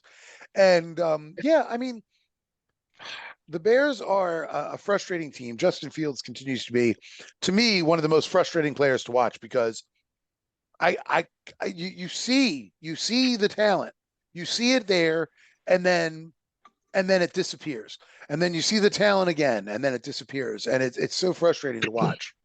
Well, and that was where my question was originally intended for when I say these players that are not quite there consistently at quarterback in the NFL, but he's built and fast enough to play a Deebo Samuel type of role on an offense. Sure. And then he adds a new dimension on top of that because he can throw the ball really well. Like it's not that he can't, it's just so inconsistent. Sure. So I don't know. I mean, think about that's another iteration of the NFL that could be coming, right, with a kind of quarterback that's not quite your every down guy, but Taysom Hill can be on the field, right, to add a new dimension. Taysom Hill. I mean, they use him to great effect. And they've used him more this year than ever, and he has risen to that occasion. Exactly. He's still listed as a tight end, I think. He is a tight end. Yeah, he is. He plays tight end more than anything else. He rarely. I mean, he lines up in the pistol. He plays quarterback a lot. He lines up in the pistol. And he doesn't really fit a position. He's just a Swiss Army knife. So he lines up as running back and receiver and tight end. And I think the biggest thing with him as a tight end is that they're able to list him as a tight end now because he's no longer a liability blocking. He was as he was learning how to much improved in that area. You're right. I mean, he had to learn. It's taken him a couple of years to learn how to block, how to do more than like to do like a chip block as a running back. And yet they still lose to the Falcons. Well, let's get to that in a minute. But yeah, the thing about Justin Fields is I don't know, maybe I think if he gets with an offensive minded coach, he might be okay. He needs a good QB coach, no question. He needs a good quarterback coach. But I feel like he is languishing because Eberflus doesn't know how to use him. And the play calling in Chicago is absolutely abysmal. I mean, it is, for as frustrated as you were watching Greg Roman for all those years, I don't disagree with you. And I would rather have him, if you asked me, him or Kyler Murray, it would be Justin Fields every time. Well, I feel like Justin Fields can take the ball up the middle and get you yards. Kyler Murray would get killed. It's also development. I see, because you're touching on that. It's play calling and a bit of quarterback development that Fields needs. And then if he had that switch, like he's the same size as Lamar. Like he's built very similarly to Lamar. He just isn't quite as capable. Right. And that maybe he could be with the development. Like that could be and the right play calling. No, he's got a good arm. He makes that again, that's the thing with Justin Fields. The reason I wouldn't want to see him switch positions is that he makes great throws. He makes quarterback throws. He does, you're right. Yeah. And then he makes bad decisions. So he just needs some time. He's not a bad quarterback at all, I don't think. It was just an interesting thought that I had because it's like I'm thinking about how is the NFL going to change next, and it's like because they're always looking for that way to get a leg up, right? Especially these offenses that got to figure it out, and eventually the defenses figure the offenses out, and they're having like we talked about the West Coast offense. Yeah, there's pieces of it in every offense now, but it got figured out, so new things had to come around. it's why the 49ers are such a wagon, because they do run a traditional offense, but with layers of trickery There's and so much movement. motion. There's so much. Yeah, Yeah. And it's the next iteration to me, in a way, is like having that guy who's not quite maybe a full-time NFL quarterback, but such an incredible athlete that you want him on the field for the random occasion that he does throw it. sure. Yeah, yeah. I mean, I agree. There will be those guys. I mean, I think again, you see a guy like what was Cordarrelle Patterson? Was he a quarterback in college? I Uh, thought he was a No, receiver. he was he a was a receiver. wide receiver, and then that's why he's also put on a lot of meat in the last couple of years, and He he had to be a is running back. much big to be a running back. But he's Yeah, much beefier than I ever remembered him being in Minnesota. yeah. Sorry, no, I was thinking somebody I was thinking of well, whatever. I mean, we've seen guys who, Well, you Randall know, L was one of those guys, right? Like, I mean, he was a guy that was a quarterback, and Edelman, and yeah, like those guys transitioned fully. But it's like, but what if you didn't fully transition? sure. And kind of kept both skills active. Well, and that's right, because you'd see Randall L or Edelman occasionally do a little Mhm. flea flicker or something and throw a pass. Hmm. And Yep. but like you'd see that once a season, twice a Right. season. Yeah. Um, Yeah. but yeah, I think you are going to see more of that moving forward. You're going to see more guys playing. You're going to see a lot of these roles become much more hybridized. I mean, we've already seen it with running back, where like the running back that gets 25 carries it's like there's Derrick Henry, and then very Very few. rarely Yeah. do you see a running back get 25 carries. You know, the fact that guys are They've, still getting 100 yards with 15 carries is remarkable. You know what I mean? they've, As they've even frequently. transitioned the terminology to touches. If you listen to the vernacular, right, Yeah, they're talking touches now, not carries, as much as they used to. Because you're right, the game's changed. You need to be able to be Yep. both, a receiver and a running back. and it took a long time. And for a while there, it was only Marshall Falk, and Yeah. then Edgerrin James. So you had two guys that were like that, and everybody else was And that 25 was carries. like shit. Yep. That was like early. Think about how long ago that was. It really 23 wasn't that years, long. It was 20, 20, it was 20 23, years 24 ago. years ago. It wasn't Yeah. that long. What was? Oh, that was because Marshall Falk was on the Rams. It was '99 when they won the Yes. Super They Bowl. won, didn't they win in that, was it 99 that they won? I 99, don't remember because we okay. won the next Yeah, it year. was the year before the Ravens. That's right.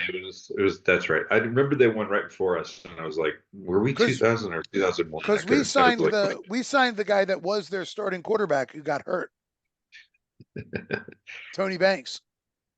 That's got right. replaced got replaced by Kurt Warner. So then we signed Tony Banks to be our starter, and I thought it was that other dude that Warner replaced, Trent Green. that was Warner replaced Trent Green, I'm pretty sure. maybe it was. I thought it was. I Tony remember Banks. Tony Banks, Because though. You're the right. Tony Ravens Banks signed was Tony on Banks, the and Rams. he got hurt, and that's why what's his name took over? Dilfer. Right. Yep. See, now I want to know. And the rest is history. 99 Rams roster. See, now I want to know. It was the 98 Rams, yes, when he was there. Who's He was that? in Baltimore in 99. It was 98 that he was in St. Louis.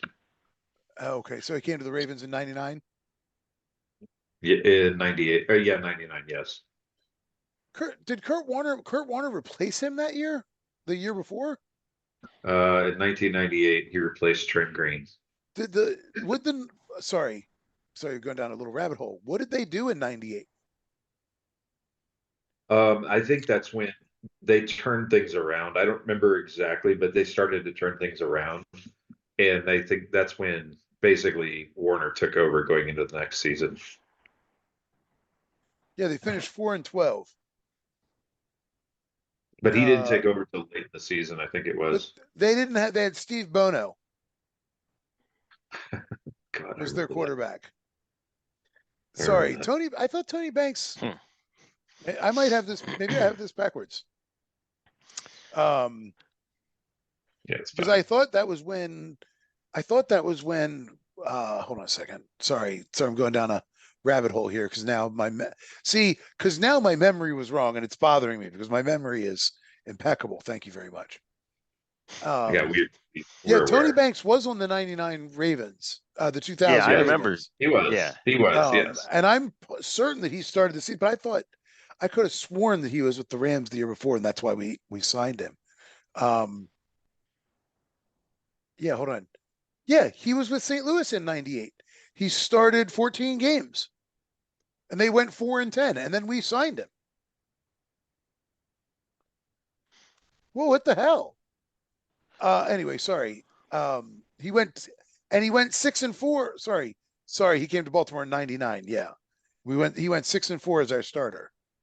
Mm-hmm. Yeah. And then he went 5-3 as our starter in 2000. Huh. I wonder why. People always remember Trent Dilfer, but he wasn't the quarterback most of the year. He was there half the year, but he was obviously the guy that got us through the playoffs. Yep. Yeah. Tony Banks had us Yeah, 5-3 under Banks. What happened to Tony Banks? I don't know. He had small hands. Did he get hurt? Yeah, he got hurt. Yeah, he got hurt. But the problem with Banks was he got hurt. But his problem was that again he had small hands, so he used to fumble a lot. And again, it was. I remember it was like an issue. So yeah, then he went to Washington, and then he went to Houston for 3 years, mostly as a backup. I don't know what happened. 2000 he started. He played. He was in 11 games. He started 8 of them. So obviously he got hurt. The Matt Schaub era in Houston? Oh, yeah, Is it that way? I feel like he came right towards the back end of Tony Banks's time, or something along those lines. Yeah, Banks didn't. He only started 3 games in 3 years. So I mean, he only played in 3 games in 3 years, so he wasn't really there. All right, gentlemen, I got to pause this for a second. I got to hit the head. Mm-hmm. Do it. Okay, sorry. So there's a nice little jump cut from pausing and coming back. Yeah, sorry. Yes. Do you guys remember that lady Susan Smith? Does that name ring a bell? She was that lady that in 94, I think, said that a black man carjacked her and took her 2 kids in the car. And she went on this big charade on the media and everything, crying. And then she ended up admitting that she let her car go into a lake and watched her kids buckled in, just drowned in the car. So it was a big national case. Yeah, obviously. And she went to prison. She's up for parole. She might get out soon. Can you believe that? I mean, it's unbelievable, man. I just remember that like it was yesterday. I saw the thing pop across the screen. I was like, wow. I hope she's rehabilitated. Yeah, she said, actually, it's not even a joke. She said, I think I'd be a good stepmom.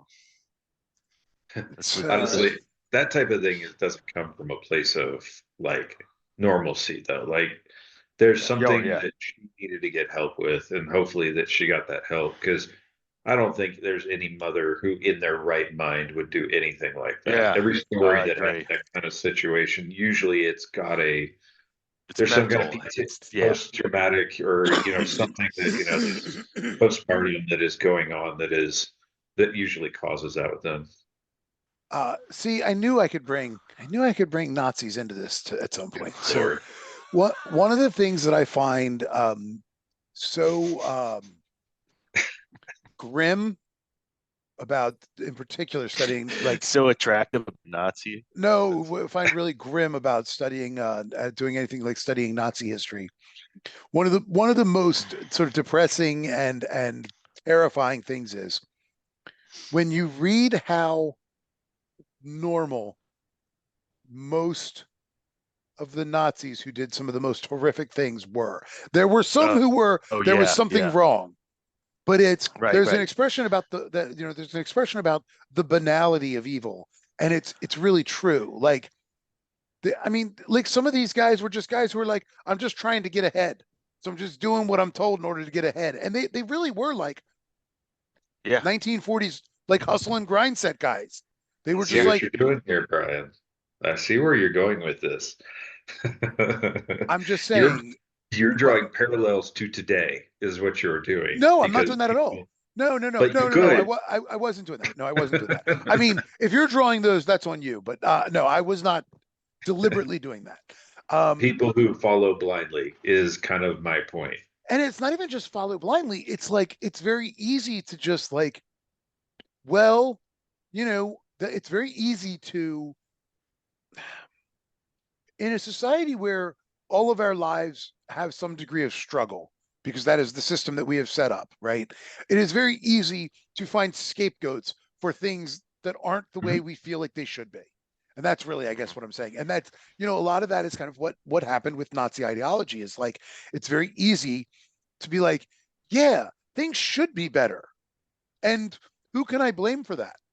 You know what I mean? And find a scapegoat.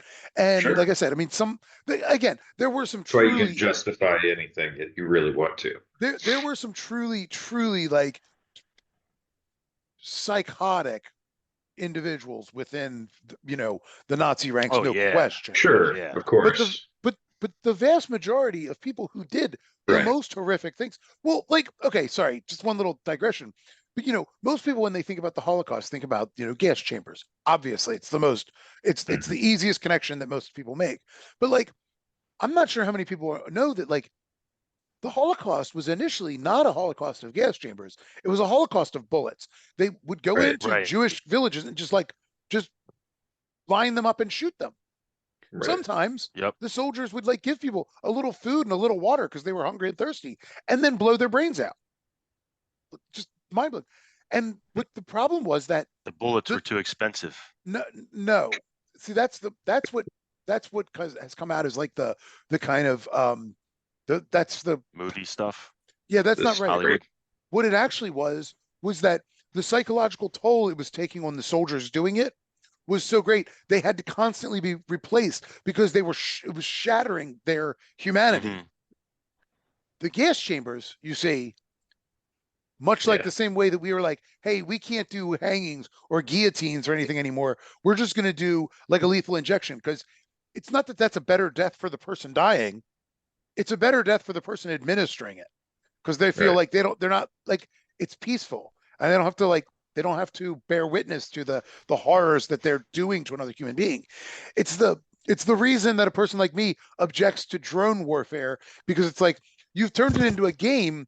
Like, the thing about war is it sucks. And when you have to pull the trigger and watch somebody's head explode, you have to be sure that that's a thing you want to do. When you're playing a video game and pushing a button and a wedding party explodes, you're so disconnected from it that you can commit atrocities without it ever affecting your psyche. And you go, oh, well, that's a good thing. No, it's not. This is supposed to be something that human beings should really contemplate whether this was the right thing. Nobody's ever going to go and say, I'm not going to follow those orders because it's the wrong thing to do, when you're just playing a video game. Yeah. But like, sometimes, rarely, but sometimes a soldier's humanity kicks in and they're like, we probably shouldn't take the flamethrowers to all these old women and children in this village. Do you know what I mean? Like Hugh Thompson did in Vietnam, when he put his helicopter down between American soldiers and innocent villagers. And like, if you want to kill them, you have to kill me. And you know what I mean? Like, every once in a while, something like that happens, because it's like, and so, I mean, again, I guess the point being that like, it's the banality of evil, because most of the people involved in all these things probably decent people you'd hang out with and not realize like that they've committed atrocities. Sure. So so Susan Smith, there, but by the grace of God, go any of us. I mean, look, I have a kid. You have a kid, Mike. There were times Ella's a baby, crying and crying and crying. You can't soothe them. You can't figure it out. Like, where you can feel your psyche starting to fray. I never got close to the point that Susan Smith did, but I can understand it. I mean, I can't imagine myself making that break, but like, if you're less stable, though, a less stable person, like, it's just like when you go, like, I think I don't know if I told you about this. I did a documentaries back to back where I watched Leaving Neverland, the Michael Jackson, the Tiger Woods one, and then one on John Wayne Gacy. And the thing that I noticed between all three of them is it was a childhood trigger moment that kind of changed who they became and changed their whole trajectory. And it's the same kind of thing. Like, who knows what gets people into the state that they're in? And it just creates a psyche within them that is easier to split, I guess, or just be, I don't know, less missing something that stops you from so like no matter how mad you get at somebody, stops you from taking action on that. Sure. I mean, it's like I mean, I think about sorry, there's a long digression, but like, you guys remember Lorena Bobbitt? Of course, I'm sure you do. Oh, yeah. Yeah. So I remember that. I remember the coverage and how that was so painful. But that was the thing. So like, I remember all the coverage, and like, she was the butt of jokes for a long time, and so was and he. then, well, yeah, but then years later, I kind of like somehow stumbled into like learning some more about that story, because the media did not do a good job of covering that story in its actuality. He was a monster. He had abused her Right. constantly for years. And you go, so imagine for a minute that you're like in a situation where you're abused, and you never feel like you can leave because you're tied to them financially. You're tied to them, you have all these ties and you can't leave, and the police don't help you and nobody helps you. And one day you snap. And then what do you get for your trouble? You're the one charged with a crime, and you're the butt of all the jokes, and you're the one, it's like, she honestly, cut his dick off. I mean, I don't care what he did. She cut his dick off. But I mean, really though, it's and now people are doing that out of choice. I guess it's somehow. like I know, right? Other than spawning like a great joke, like she should have gone to jail for sure. No question. You don't cut people's dicks off. I don't know. care what people do to you. It's I don't like know. just I kind of disagree. I mean, like I'm more on the side with Brian on this one. Like the like, level look, of abuse that she went through, and quite sexual abuse on top of that. Yeah. That was the way she could lash out and control one aspect of her life. And to be perfectly honest, everyone should have known, but everybody should have immediately thought, like, when what she did should have immediately made everyone go, well, wait a second. Did she even go to jail? Why would she target that? I'm not sure. But why, people should have questioned why she targeted that in particular. Like, at the end of the day, if she didn't go to jail, then I guess. Yeah, but you know what? Going to jail is not the only way that you suffer for your actions. She went to the psychiatric hospital, it looks like. A brief stint there. She did never serve time in prison, and she was charged with malicious wounding. But I mean, but also whatever that means. I mean, she changed her name, and hopefully she was able to eventually go out in public without being recognized. You know what I mean? Because like, that's the thing. It's that she would, I'm sure, suffer for a long time. In the time frame when she did it, otherwise it would have been tough. No question.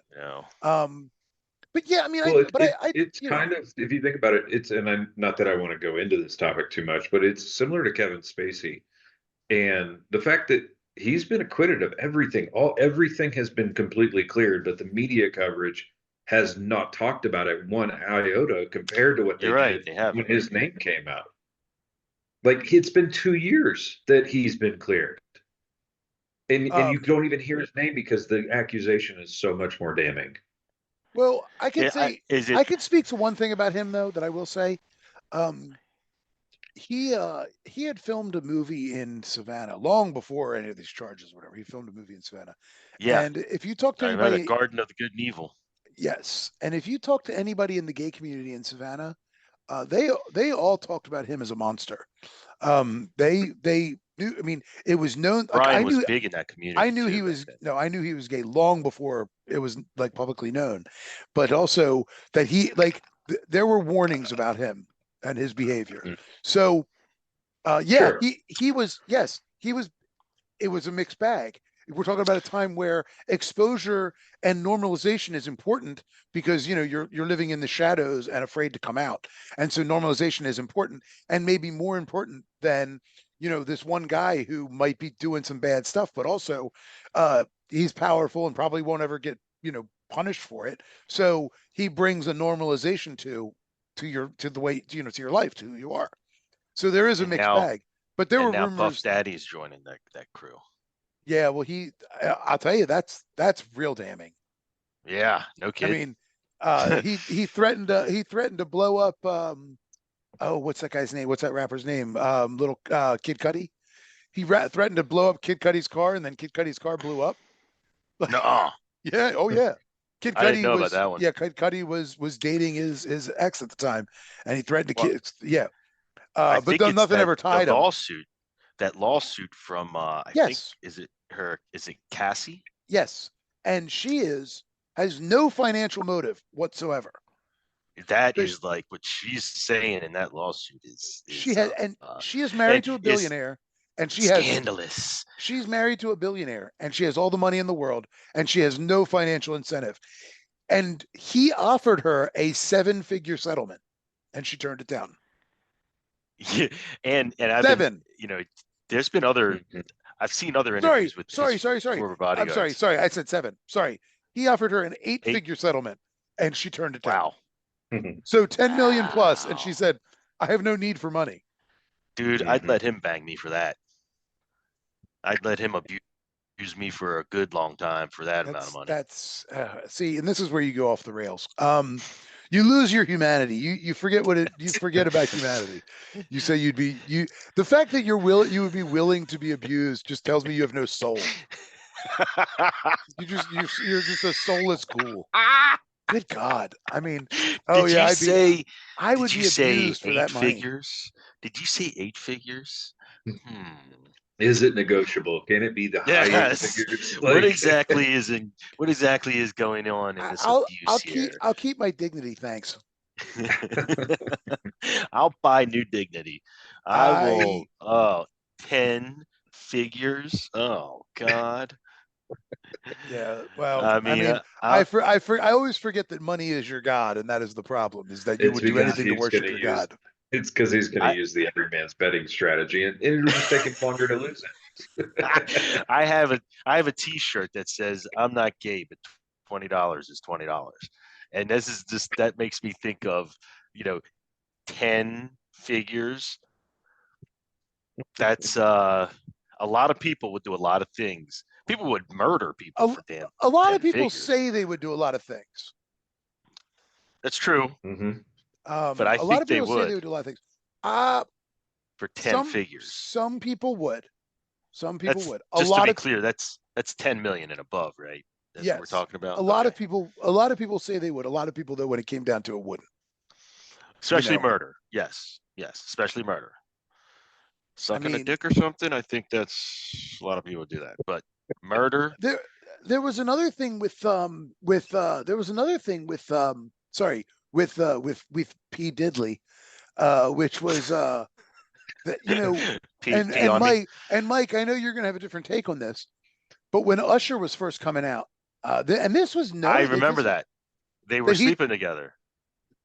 No. Do you remember that interview he did when he was drinking a little bit? You're missing. And he was saying, "Yeah, we wake up in the morning and blah blah blah." And Usher was standing there like, "Please stop saying that stuff." And it was very awkward. That's not the story that I remember from being published and all that, which was that when Usher was still underage, that Diddy invited him over to a party, and basically had like paid prostitutes to be there, and was like pushing him onto prostitutes. And it's like, the thing about that is, I know you have a different take because Usher's a man, but he was a boy, he was underage, and that is rape.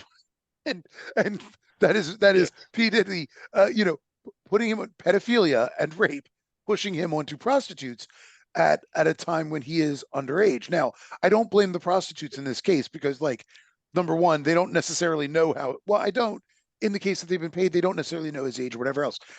Diddy is the one who's supposed to be watching. Hold on. A 13-year-old, though, you're telling me they didn't know his age? Come on. Okay. Not even enough to go hold on time out. Like, fair enough. They are culpable in this for sure. I didn't say they weren't culpable. I said I don't blame them. I blame Diddy because he's the one who knew, was supposed to be watching out for him, set the whole thing up, and pressured him to do it. That's who I blame. Yes, sure, there's culpability for the sex workers, no question, but I think that it's like you have to say the situation is entirely set up not by the sex worker. It's set up by the person who sets the whole thing up is the one who's responsible. Yeah, Mr. Diddley. P. Diddles. Yeah, it's the same as saying who's worse, the person recording the child porn or the person who's purchasing and watching it. They're Right. both evil, right? So Right, but the person purchasing it wouldn't be able to do it if it weren't for the yes. Yeah, I mean, so there is a difference. Yes. Right. It's the same reason Tim Ballard is such a weirdo creep, like going down and trying to set up like child porn, or like child sex trafficking. And it's like, but you're creating the market. So you're not really solving a problem. You're going down there and throwing money around and saying, I want underage kids, bring them to me. You're like, well, sure, there wasn't really a market, but for a certain amount of money, like you say, Mike, people will do things they wouldn't ordinarily do. Well, in this lawsuit too, Cassie's lawsuit, part of that says that Diddley, would hire prostitutes and force her to have sex with them while he watched. So I guess that's a thing. So it's like the Christian Bale movie. It's American Psycho. It's exactly. That's like wild crap without the murdering at the end. You know what I mean? Yep. By the way, I want to say something real quick. Mike, this is your fault. You do not get to go to bed early tonight when you are the reason that we are on this rabbit trail. I just said one thing. Oh no, but you started it. That's the point. All right. Let's get. So we're almost through. So Steelers Bengals, somebody had to win. And Mike Tomlin probably ought to be the coach of the year this year. Agreed. But again, they fired Matt Canada, so that solved all the problems, right? Pickett's just enough. 59 games over 400 yards, and that's just his first week. So I don't know that their quarterbacks coach is their next OC, but it just shows, and it kind of makes you wonder about Pickett a little bit too. Like, is he more capable or not? And I don't know if we know the answer to that 100% yet. I think you're not going to learn that against the Bengals, a Bengals team who they've thrown in the towel. I mean, and it's a division game too, so it's kind of both things at the same time. Yeah, but I mean, you could tell from the Bengals when Burrow was down for the year, they were like, "Well, let's start getting ready for next year." Yep. I'm surprised I'm surprised they're playing Jamar Chase the whole game. To be perfectly honest, I really am, and I don't expect they'll be playing him much more. I really don't. There's just no point. But we'll see. I think he stays on the field most of the time. Unless if he gets even a minor nick, then he'll be out. But that's what I mean. think he'll play. It's going to be more incentive based though, because that's why. Yeah, let me rephrase. I mean what you're saying. Yeah, that he's going to be out there, but I don't think they're not going to do much with him. They'll give him some incentive yards and all that stuff, but they're not going to do anything. It's the same conversation. Why keep trying? In their situation, no, continue to lose and get a better pick and just continue to be a team. Yeah. Unfortunately, Joe Burrow going down means Zach Taylor is going to stick around another year, and I'd like to see him get fired because I think he's a terrible coach too. But I shouldn't. I mean, but he took him to a Super Bowl, so I mean, I guess what can I say? But I just don't think he's a very good coach. I think he got there in spite of his coaching, not because of it. But they got a long way in spite of it. He definitely coached them well against that Chiefs team in the AFC Championship. That was a fun game to watch, and it was definitely a well called coaching on both sides of that game. Yeah, I mean, he's had his moments, but I'm whatever. I think they're another team where I look sometimes and I'm like, what are they doing? It seems like they're wasting Burrow at times, but whatever. And that's just me. I mean, it's a rival team, but man, I just think the NFL is better when everybody's awesome. Sure. When the best players are at their best, the NFL's a better product. I agree. Anyway, you guys, we talked Jaguars Texans a little bit. We want to get into that game at all? No, we talked about that already. All right, now we're good at that. Falcons Saints then. Is Derek Carr cooked? I don't know if it's Derek Carr or I forget the name of their head coach. I've never been impressed with him. And I don't know who their OC is or any of that stuff. I still think Derek Carr is in that same conversation as we were having earlier about Geno Smith and Baker Mayfield. He's in that level of conversation, but he looks worse this year. And the only thing that's really changed is the team and the coaching staff, because the weapons on New Orleans are just as good as they were in Vegas. So, yeah, you would think. I mean, you would think Michael Thomas being back. I mean, with Kamara and Olave, Mhm. and I mean, and Hill. I mean, Taysom Hill's turned into a Right. weapon that can do more than just run the ball. You know, Mhm. yeah. I mean, it is sort of baffling watching that team play. Now, the Falcons' defense is good. I mean, it's a very good defense. There's no question. And the other thing the Falcons did, Yeah, that's why they got 6 losses. the defense is good though. I mean, like Desmond Ritter is not good. He's better than Um, Heineke, he's better clearly. than Heineke. Um, as a, they've got some weapons too, but they can't figure out what to do with them. This could be why the Raiders let Carr go, though, is they've seen the regression and they knew that it was about to get worse potentially. I mean, Maybe. the timing is not inconspicuous because he was getting benched towards the end of last season, wasn't he? Yeah. So Yeah. Yeah. I mean, maybe. I don't know. I mean, it is a question. I mean, um, Dennis Allen is the head coach, but their offensive coordinator that's right. is Carmichael, Pete Carmichael. I don't know. I Oh can wait, I probably used to say know a that. professor named Pete Carmichael. It's probably not Pete Carmichael. It's probably Carmichael, something Carmichael. Um. Anyway, yeah. I mean, I don't know. I can't figure out the Saints and I can't figure out the Falcons. Um, the Falcons did, I keep saying the problem with the Falcons is they don't use their best weapons when they get inside the 10, but they figured out a way to not have that be a problem this week by having Mhm. Bijan Robinson score from, outside the 10. So Yep. you, I think didn't he take one for like 13 and one for like 20? So, that's the solution. If you're not going to put him in there in the, inside the 10, you just, you give it to him at the 11 and see what happens. Um, I think it's coaching there too. Like it's the same problem for them. I just don't. They've got the pieces. Maybe not a quarterback. Like that's the one that's probably the outlier. But they've got the pieces almost everywhere else. yeah. Yeah. I mean, I feel like, I mean, again, I think Kyle Pitts is absolutely being wasted in that offense, which is really bums me out because he is, I think, an extraordinary talent. And just, we have not seen it in the NFL. I mean, it just, So is uh, London for that matter. That dude's a good ball player. yeah, he's good. Yeah, he's a good receiver. I think. Mhm. Hey, Kirk Cousins will be there next year, so you know. Yeah. Do you think that's where he's Honestly, going? if that's the case, Be the a good fit. Falcons, I think the Falcons not only win the South, the Falcons are a good bet to go deep in the playoffs. They're a good team. Yeah. I I mean don't know that I don't know that he'll leave Minnesota, but I just meaning if I could see that being a good fit. yeah, it would be. And honestly, Desmond Ritter could learn from him. I mean, because Mhm. I don't know that Ritter can't be a quarterback in the NFL. He just He needs development he too, I think needs is really development. where he is. Yeah, he needs development, and being thrust to the wolves like this isn't necessarily helping him.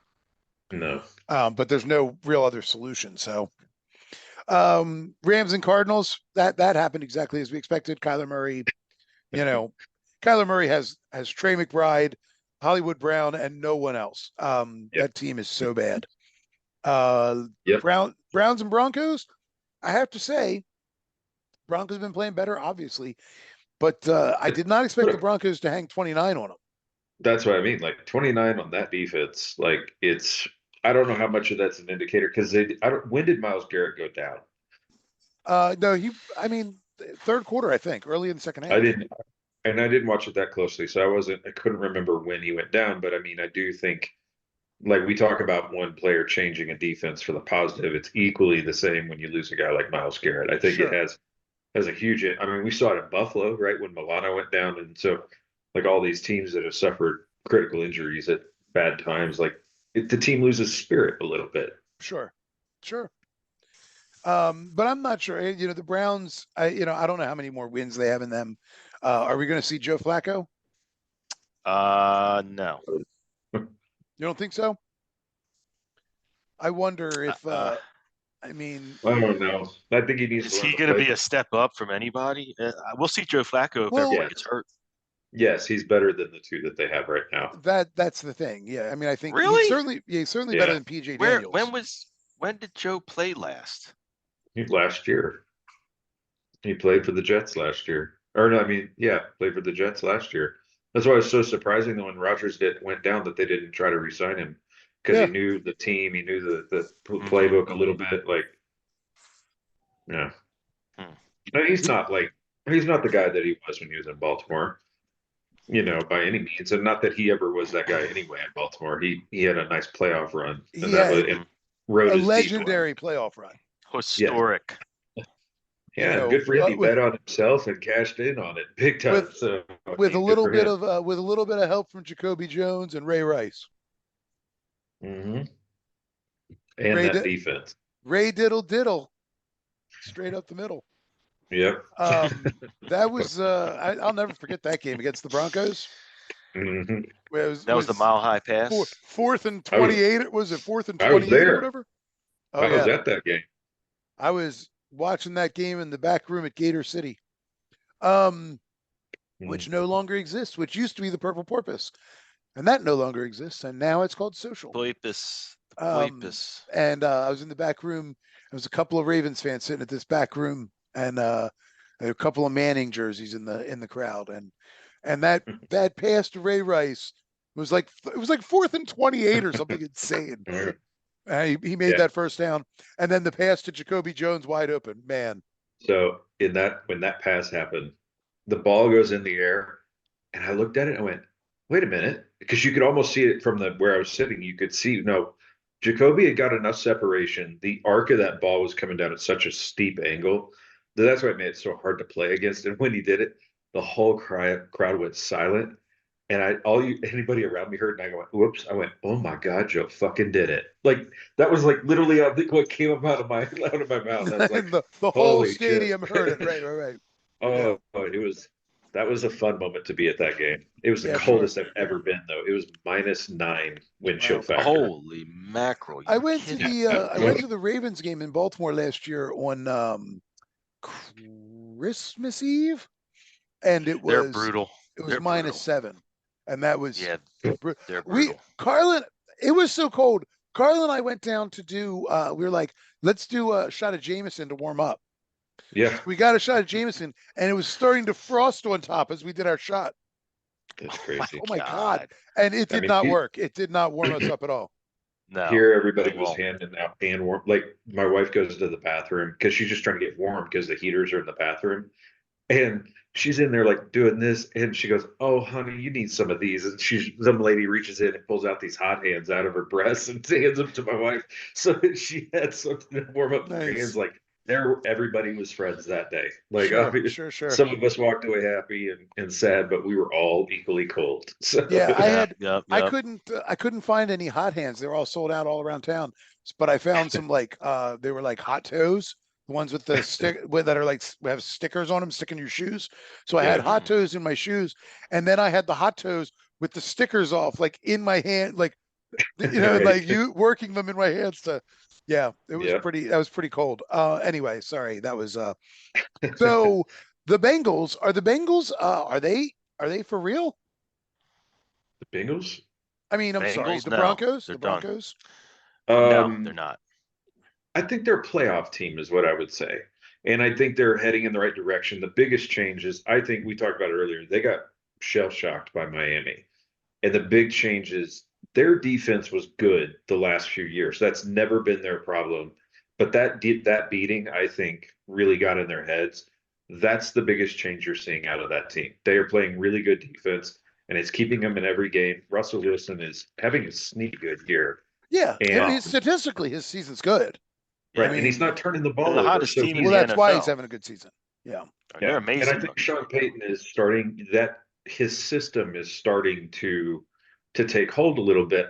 I don't think they're there yet. Like they're not going to compete with the Dolphins. Like I don't need to bring that up again, but I mean sure. there are teams that they're going to they don't measure up to San Francisco, Philadelphia, Baltimore really, it's the Yeah, Chiefs. Yeah, they play them tough, but that's like us playing anybody in our division tough. Like those are sure, always going to be hard games. So, sure. but they're going to Uh, make the playoffs, I think. okay. Let's see. Let's talk. We already talked Bears Vikings, so we can skip that. But Chiefs Raiders. happened exactly as expected. I just want to say again, I said before, I kind of like Aiden O'Connell. I think he's got some potential. The Raiders quarterback, I see a guy that might develop into something and is worth keeping an eye on. Well, they started hot and then went really cold. Well, and then the Chiefs defense got serious. Yeah, the Chiefs defense is. We talked about that last week. They're a top 3 defense for sure. Mm-hmm. And the big knock on the Chiefs is no wide receivers, but I just for fun went back and looked at their team last year, and I'm like, it's basically the same receiving core as last year, except they had Juju. You want to know what the change is? Eric Bieniemy is no Eric longer Bieniemy. the offensive coordinator. Like you have to more. wonder about that a little bit, right? Because I agree with you. Like when we talked about it before, like no receivers, I started thinking about it, I'm like, they didn't really last year either. I mean, Juju wasn't anything special. No. I mean, and the Rashee Rice looks like he could be something for them. Rashee Rice is the guy that's emerging. No question. Yeah. I feel like it can't be like a problem like that though, because they're getting the balls, they're just dropping all of them. Well, there's definitely some of that. That definitely last week that played a factor for sure. Yeah. But that hasn't been true every week. Some of it is they are dropping the balls, but it is the same receiving core. So they were using Jerick McKinnon a lot more last year. That's one of the big differences. Like, so there were other weapons they were using that this year aren't really being used in the same way. Yeah. I think, I guess the bottom line is when I look at the Chiefs, I'm like, they obviously are still, one of the 3 best teams in the AFC. Sure, of course. But they seem beatable in a way that they haven't in the last couple years. Again, a better team puts them away on Sunday. Yes, for sure. Yes, and I think better team with a little luck. Yeah. So yeah, they're going to be hard out in the playoffs, no question. No question. You're not going to put them out easy, but home field would be really. But they are beatable. Yeah. I don't think we're going to get home field. Yeah, well, I mean, because we have to run this murderer's row in the next 4 weeks. Exactly. So Ravens Chargers, anything to say? I mean, we did what we had to do. Wasn't flashy. No, but I'm usually I got that wrong. That's for sure. I'm usually pretty bad. I've done this a few times now where I attack the Ravens for letting a team hang around kind of situation, and I didn't see that this week. This week was different to me. I think the Chargers defense really got up for the primetime game. And they played it a lot harder than I think we ever thought we were in for. I agree. I think the Chargers defense also responded to Brandon Staley and his outburst. I mean, that's a good point. Yeah. I mean, the defense really seemed to respond to that. The offense, not so much, but the defense did. But the offense, I can't really put that on them. I mean, our defense was smothering. Yes, agreed. I mean, but yeah, I was impressed with the Chargers D and thought, if they played like that every week, they'd have 3 more wins. Zay is a monster.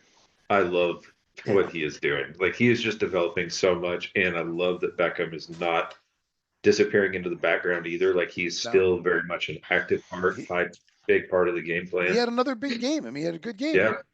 I mean, relative to what they did, I mean, in the air, I mean, he had a good game. It's just exciting. And he's not getting hurt, which is it's exciting for the playoffs, right? Because that's where having those guys moving and in sync with each other is really going to be exciting to watch. And Isaiah Likely, I think, shows that he is capable of stepping into Andrew's shoes and being a capable replacement. Obviously, you can't replace him, but he can, provide a significant amount of production. I don't know if he's as good of a blocker as Andrews is, but as a receiver, he absolutely is there. Yeah, he desperately wanted to hurdle somebody in that game, though. My God, two consecutive plays where he hurdled, he wanted to hurdle somebody. He's like, look at my athleticism, look what I can do. Good try twice. Good game all around. The defense just looks so good. Mike McDonald has just done such a great job. It was such a good choice. Anyway. All right, so normally I save the Ravens for last, but Bills Eagles, man, that was a fun game. It was a great game. It was so much fun. The Bills look like a really good team. Yeah. Like They they are a play good team. great. I know, but meaning not like there's been question marks every time we've seen them play this year, for a long time. And that game looked like the team we all expect to see out of them. Yeah. There's just Gabe Davis obviously had a big game in this one. Yep. After disappearing for what, 3 straight weeks. But that's something I wanted to touch on. So one of the things that I read about is, he won the game ball the week before and didn't have a touch. And it's Correct. because of the blocking that he was doing for the running game and other receivers. Okay. And it was him contributing. And so those things are hardly ever get noticed, until it's being done week after week. And so it makes me Sure. wonder, maybe that was a game plan or a scheme thing that they were having to do for maybe somebody was hurt, or they were trying something that wasn't quite working. Maybe. And I'm not saying that's a Dorsey thing or the new guy thing. I'm just saying it could be that his role is not what we as the normal spectator think it is, or even Okay. all the talking heads out there. His role is, no, you're a Swiss Army knife, and sometimes we got to use you as a blocker. So, and I Yeah, don't I know mean if that's true or that not. may be true, but the balls bouncing off his hands are definitely not part No, of that that's plan. that's for sure. I just Yeah. more mean, like, for him to get the game ball and not even have a touch in the game, like, Sure. it tells you a lot of what he means to that team too. Sure. I mean, yeah, I mean he definitely showed up in this one. But I think the more impressive thing is still just the Eagles. Yeah. I mean, just the way they are just relentless. They just keep coming back. And man, I mean, it was something to say. Yeah. I love how calm Jalen Hurts is all the time. Yeah. I saw some interview this week where somebody was showing an interview when he was coming out from college and going into the pros. And they're like, "How many games how'd you lose in your entire college career?" He goes, 6 or something like that, or no, 4. It was 4. And they're like, "How many of you lost?" They're like, "You do know it's not going to be like that in the NFL, right?" And he goes, "We'll see." Like, he's lost 4 games. That's all he's lost so far in his career. He's like 33-4 or Yeah. something like that. Some crazy number. It's like, I just love That is wild. I love Jalen Hurts. Like, I Yeah. can't Yeah, I do help but too. just I do love too. watching him play. He doesn't seem arrogant. He seems motivated right now, is really what it seems like. Well, I mean, still, the fact that team pulled off what is still one of the biggest coups in football I've ever seen in getting AJ Brown. No question. Yep. I mean, every other team Yeah. in the NFL had to be just like, wait, he was available. Well, and now I add DeAndre Swift to that equation too. Like, yeah. yeah, no, I mean, it's funny. they're the best. They're the best team in football, no question. Yeah, well, no doubt. you could really see too, like Miles Sanders seemed like a pretty good running back with Philadelphia, but he has disappeared in Carolina, just disappeared. Yep. And I mean, DeAndre Swift sort of struggled to figure out a role in Detroit, and now he is just like, it's amazing. Sometimes you get on the right team. And I hope that this holds true well, obviously I hope we win the Super Bowl, but if we don't, there's a little part of me that wants the Eagles to run the rest of the way, win the Super Bowl, so that we can all go, what was the quarterback who gave them their one loss on the season? It was Zach Wilson. Zach Wilson. Like, that is hysterical to me. It's one good game. They should be the defending Super Bowl champs anyway. They should have won that game last year. It was the first really good Super Bowl in a few years. It was a good Super Bowl. Sure. They shouldn't have won that Super Bowl because they shouldn't have been there. If Brock Purdy doesn't go down, San Francisco steamrolls that. I agree. They win, but I mean, they go. I think San Francisco's in the championship if Purdy doesn't go down and they don't literally put, one arm bandit in the backfield.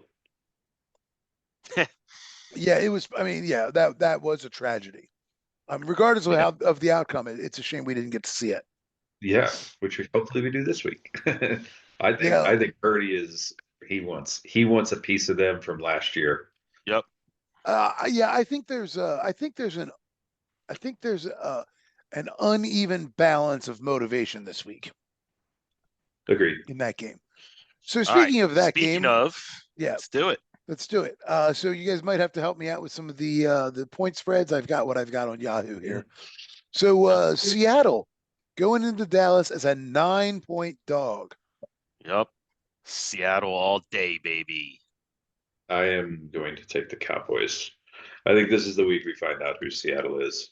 And I think they're going to drop down, especially without Kenneth Walker. They're not the same team without him. Charbonnet's not Walker.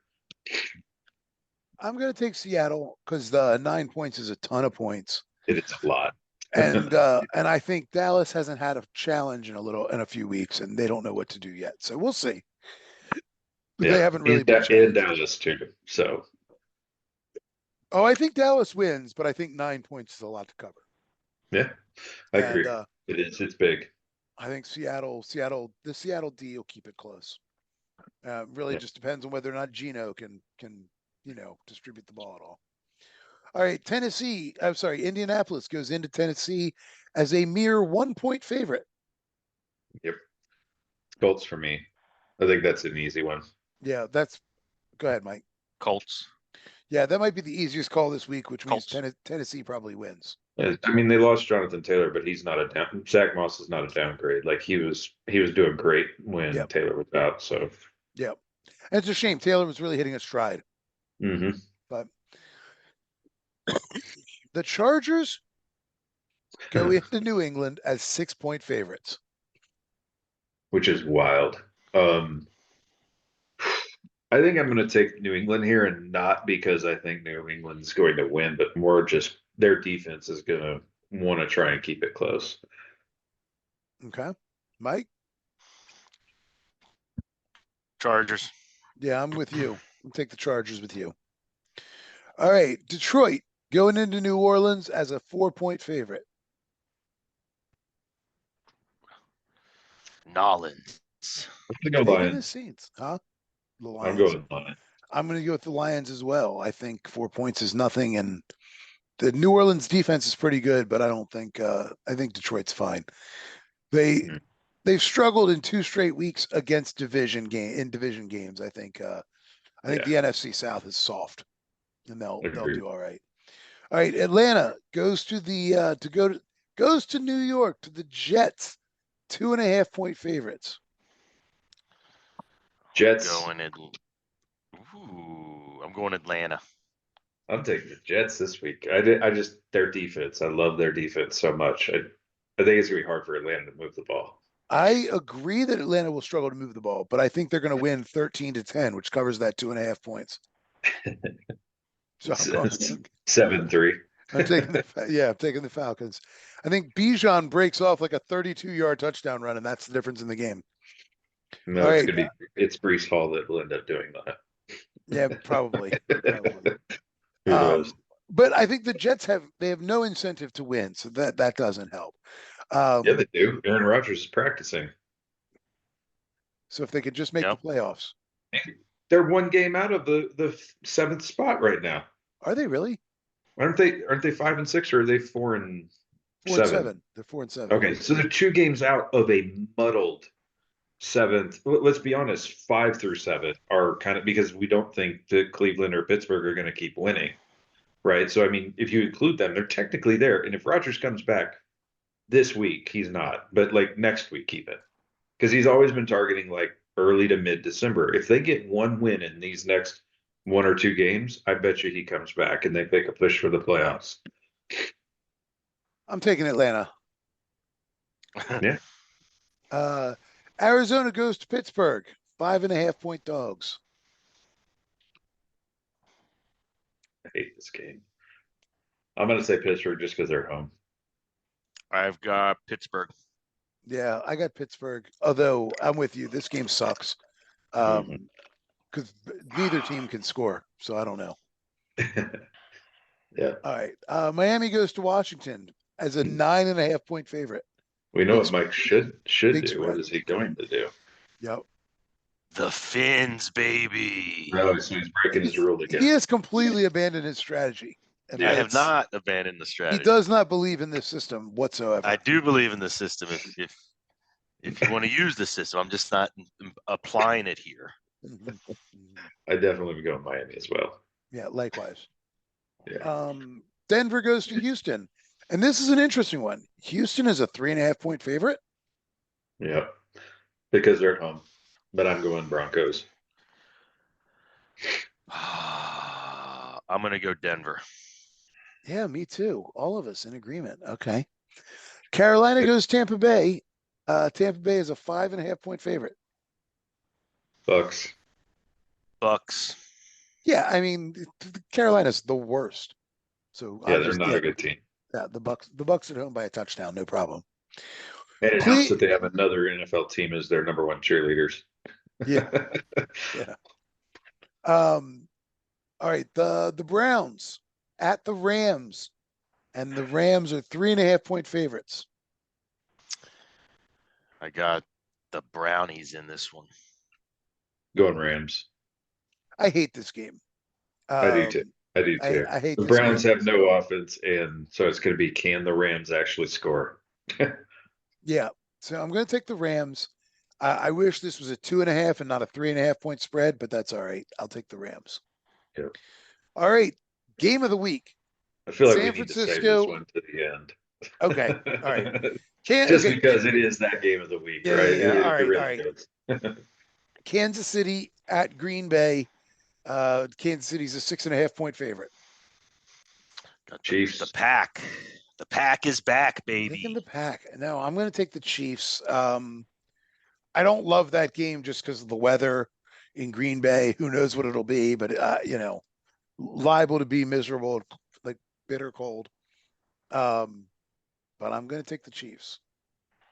All right, Cincinnati, Monday night. Cincinnati goes to Jacksonville. Jacksonville is 8.5 point favorite. Another big spread. I know Mike's got to take the Bengals to stick with his system. I'm taking the Bengals. Are you? All right. No. Yeah. Jacksonville.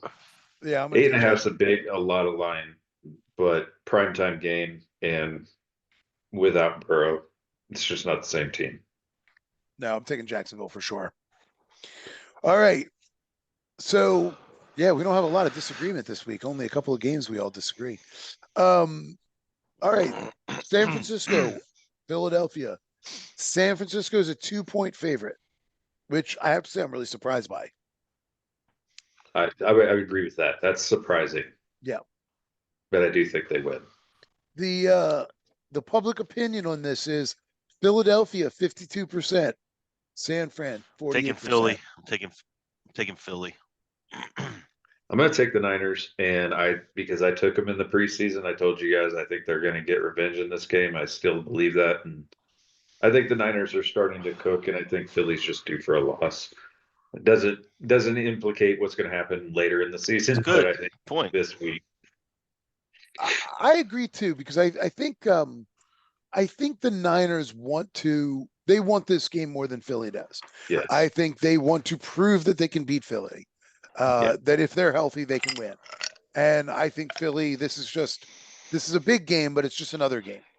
Yes, I agree. And on top of that, I think similar to what they did to Dallas early in the season, it was a message game. This is a message game. They're not going to beat Philly like they did Dallas, but they're coming out motivated for sure. For sure. So, normally that you're traveling from West Coast to East Coast, I usually think that jet lag is kind of tough to get used to. But I think, you've got a late game. I think they're going to be fine. And I think, but I also do think that Philly, they just stay motivated. They're not, you're right. It's just another game to them, but it's because they play a certain way. And I love Sirianni. That team embodies his whole demeanor. And I just love that. I agree. Oh, excuse me. Yeah, I agree. I mean, I think I think Philly is a very special team and will be for several years to come. At least until Hurts needs to get his next contract and they can't afford to keep everybody, which is next year, right? Or something like that. Yeah, I think next year. No, wait. Is it one more year? I think it's 2 more years. Now you got me looking. So hold on. Oh, they already agreed to the one. I forgot about that. They agreed to it this last offseason. It was a 5-year. Oh, it's deal. just this. I thought that was 2 years ago. Yeah, it was just this last year, I think. So it's a 5-year, $255 million deal. Yeah, I thought that was 2 years ago. Okay. Yeah, not this offseason, but the previous is what I mean. Yeah. So he's Actually, this is in April of this year. yeah, it might that may So yeah, it it was was. in our last offseason. I didn't realize that. I thought it was 2 as well. So so there you go. Good for him. Yeah. Yeah. So yeah, he'll be around till 2028. So no worries there. No, that how do they have all those players then? Like I just look at that team and it's like how do some of these teams get players like that? It's Because the hard. Niners are in the same boat, but you can look at Purdy and go, well, that's why a little bit. Yeah, I mean, I don't know. I The didn't realize Eagles Swift was a free agent, so that's how they got him. And the Eagles have so much talent. I do not know where how they have the salary cap for that. It's amazing to me. They're the best offensive line in football. mhm. They have, I mean, and then you've got DeAndre Swift and who's the other back? The other back is who's their other back? Gainwell. Oh, Gainwell. right. But I mean, who's no slouch. He's a homegrown He's talent. fine. He's Miles Sanders. He's a product of that system. He's not that great. Okay. But Swift is dynamic, and that's what makes him different for sure. I mean, and well, yeah, of course. And then Goddard is a homegrown talent, so they've been able Mhm. to keep him locked down for So I is Devontae Smith. Yeah. and so you bring in AJ Brown, and then I'd like to see how the defense stacks up in terms of who's been drafted and who's been brought in. I really They do don't have a know. lot of that, the draft picks, but it makes me wonder about like because and I don't know, I've never seen anything or know if this is true or not, but you look at a guy like Kelsey, who I mean, everybody looks around the league and goes, yeah, he's the best center in the league. Like, and it's not even questioned, but he's never been called out for his contract or anything.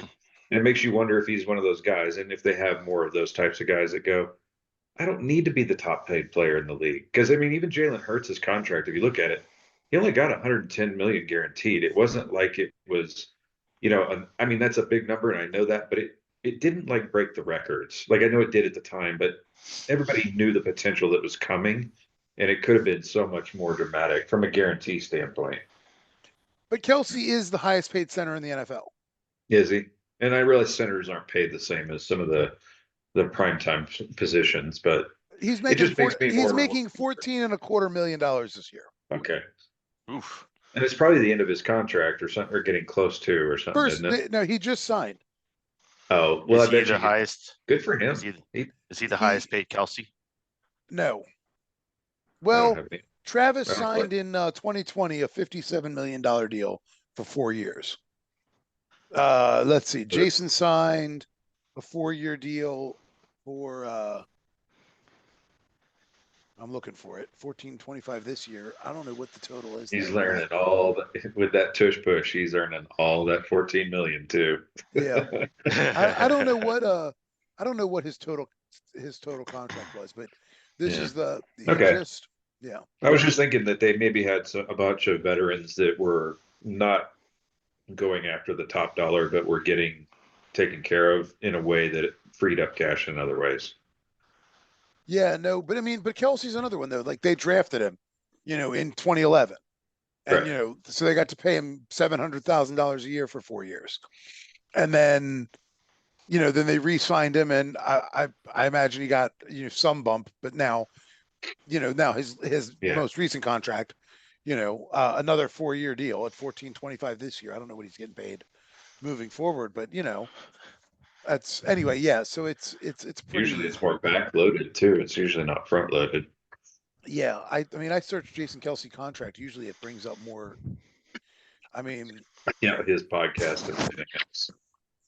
Taylor well, Swift, she it probably says he pops signed a up. 1-year deal, but that's not what I'm reading over there. So He was thinking about retiring, I thought, but obviously when they didn't win, I think that's why he came back. I mean, he's only well, he's so here's how his deal works out. In it's amazing. in 2022, he had a $10 million signing bonus, but his salary was only 1.1 million. This year, and he got a $3 million restructured bonus. This year, his salary is 1.1 million with another $10 million signing bonus. So, and then the restructure bonus, I guess, is built into that. That's how it gets to 14 million. So it's crazy how his contract works. Like in his rookie year, you know, when he was drafted, he was 375, 288, 555. And then the final year of his contract, he got 1.4. But then he got a $6 million signing bonus for his next contract. But even the last year of that contract in 2019, he only made 930,000, but he got a $7.5 million signing bonus. Yes. So like the way they do that stuff is wild. Well, it makes it impossible for the average person to be able to look at it and make any sense of it. Yeah. Well, it helps the team in a bunch of ways, I think. Yeah, but well, it does make, but what it does make sense though is like why a bonus doesn't count in the same way a salary does against the salary cap, and some of those things. Like it's a made up number, is what it seems like. I'm sure there's a science behind it, but it's too convoluted. Yeah, I mean, I'm looking at this. It says he just signed a 4-year deal, but I'm not. Oh, he must have just signed it. Yeah, I do have a fun thing though, because I was trying to look it up as well. So, and I stumbled across this thing about Travis Kelce. Okay. So he's the fourth highest paid tight end in the league. And when he was asked about that, he goes, "Yeah, I know I'm a little underpaid." He goes, "But I have no interest in leaving the Chiefs because I like to win."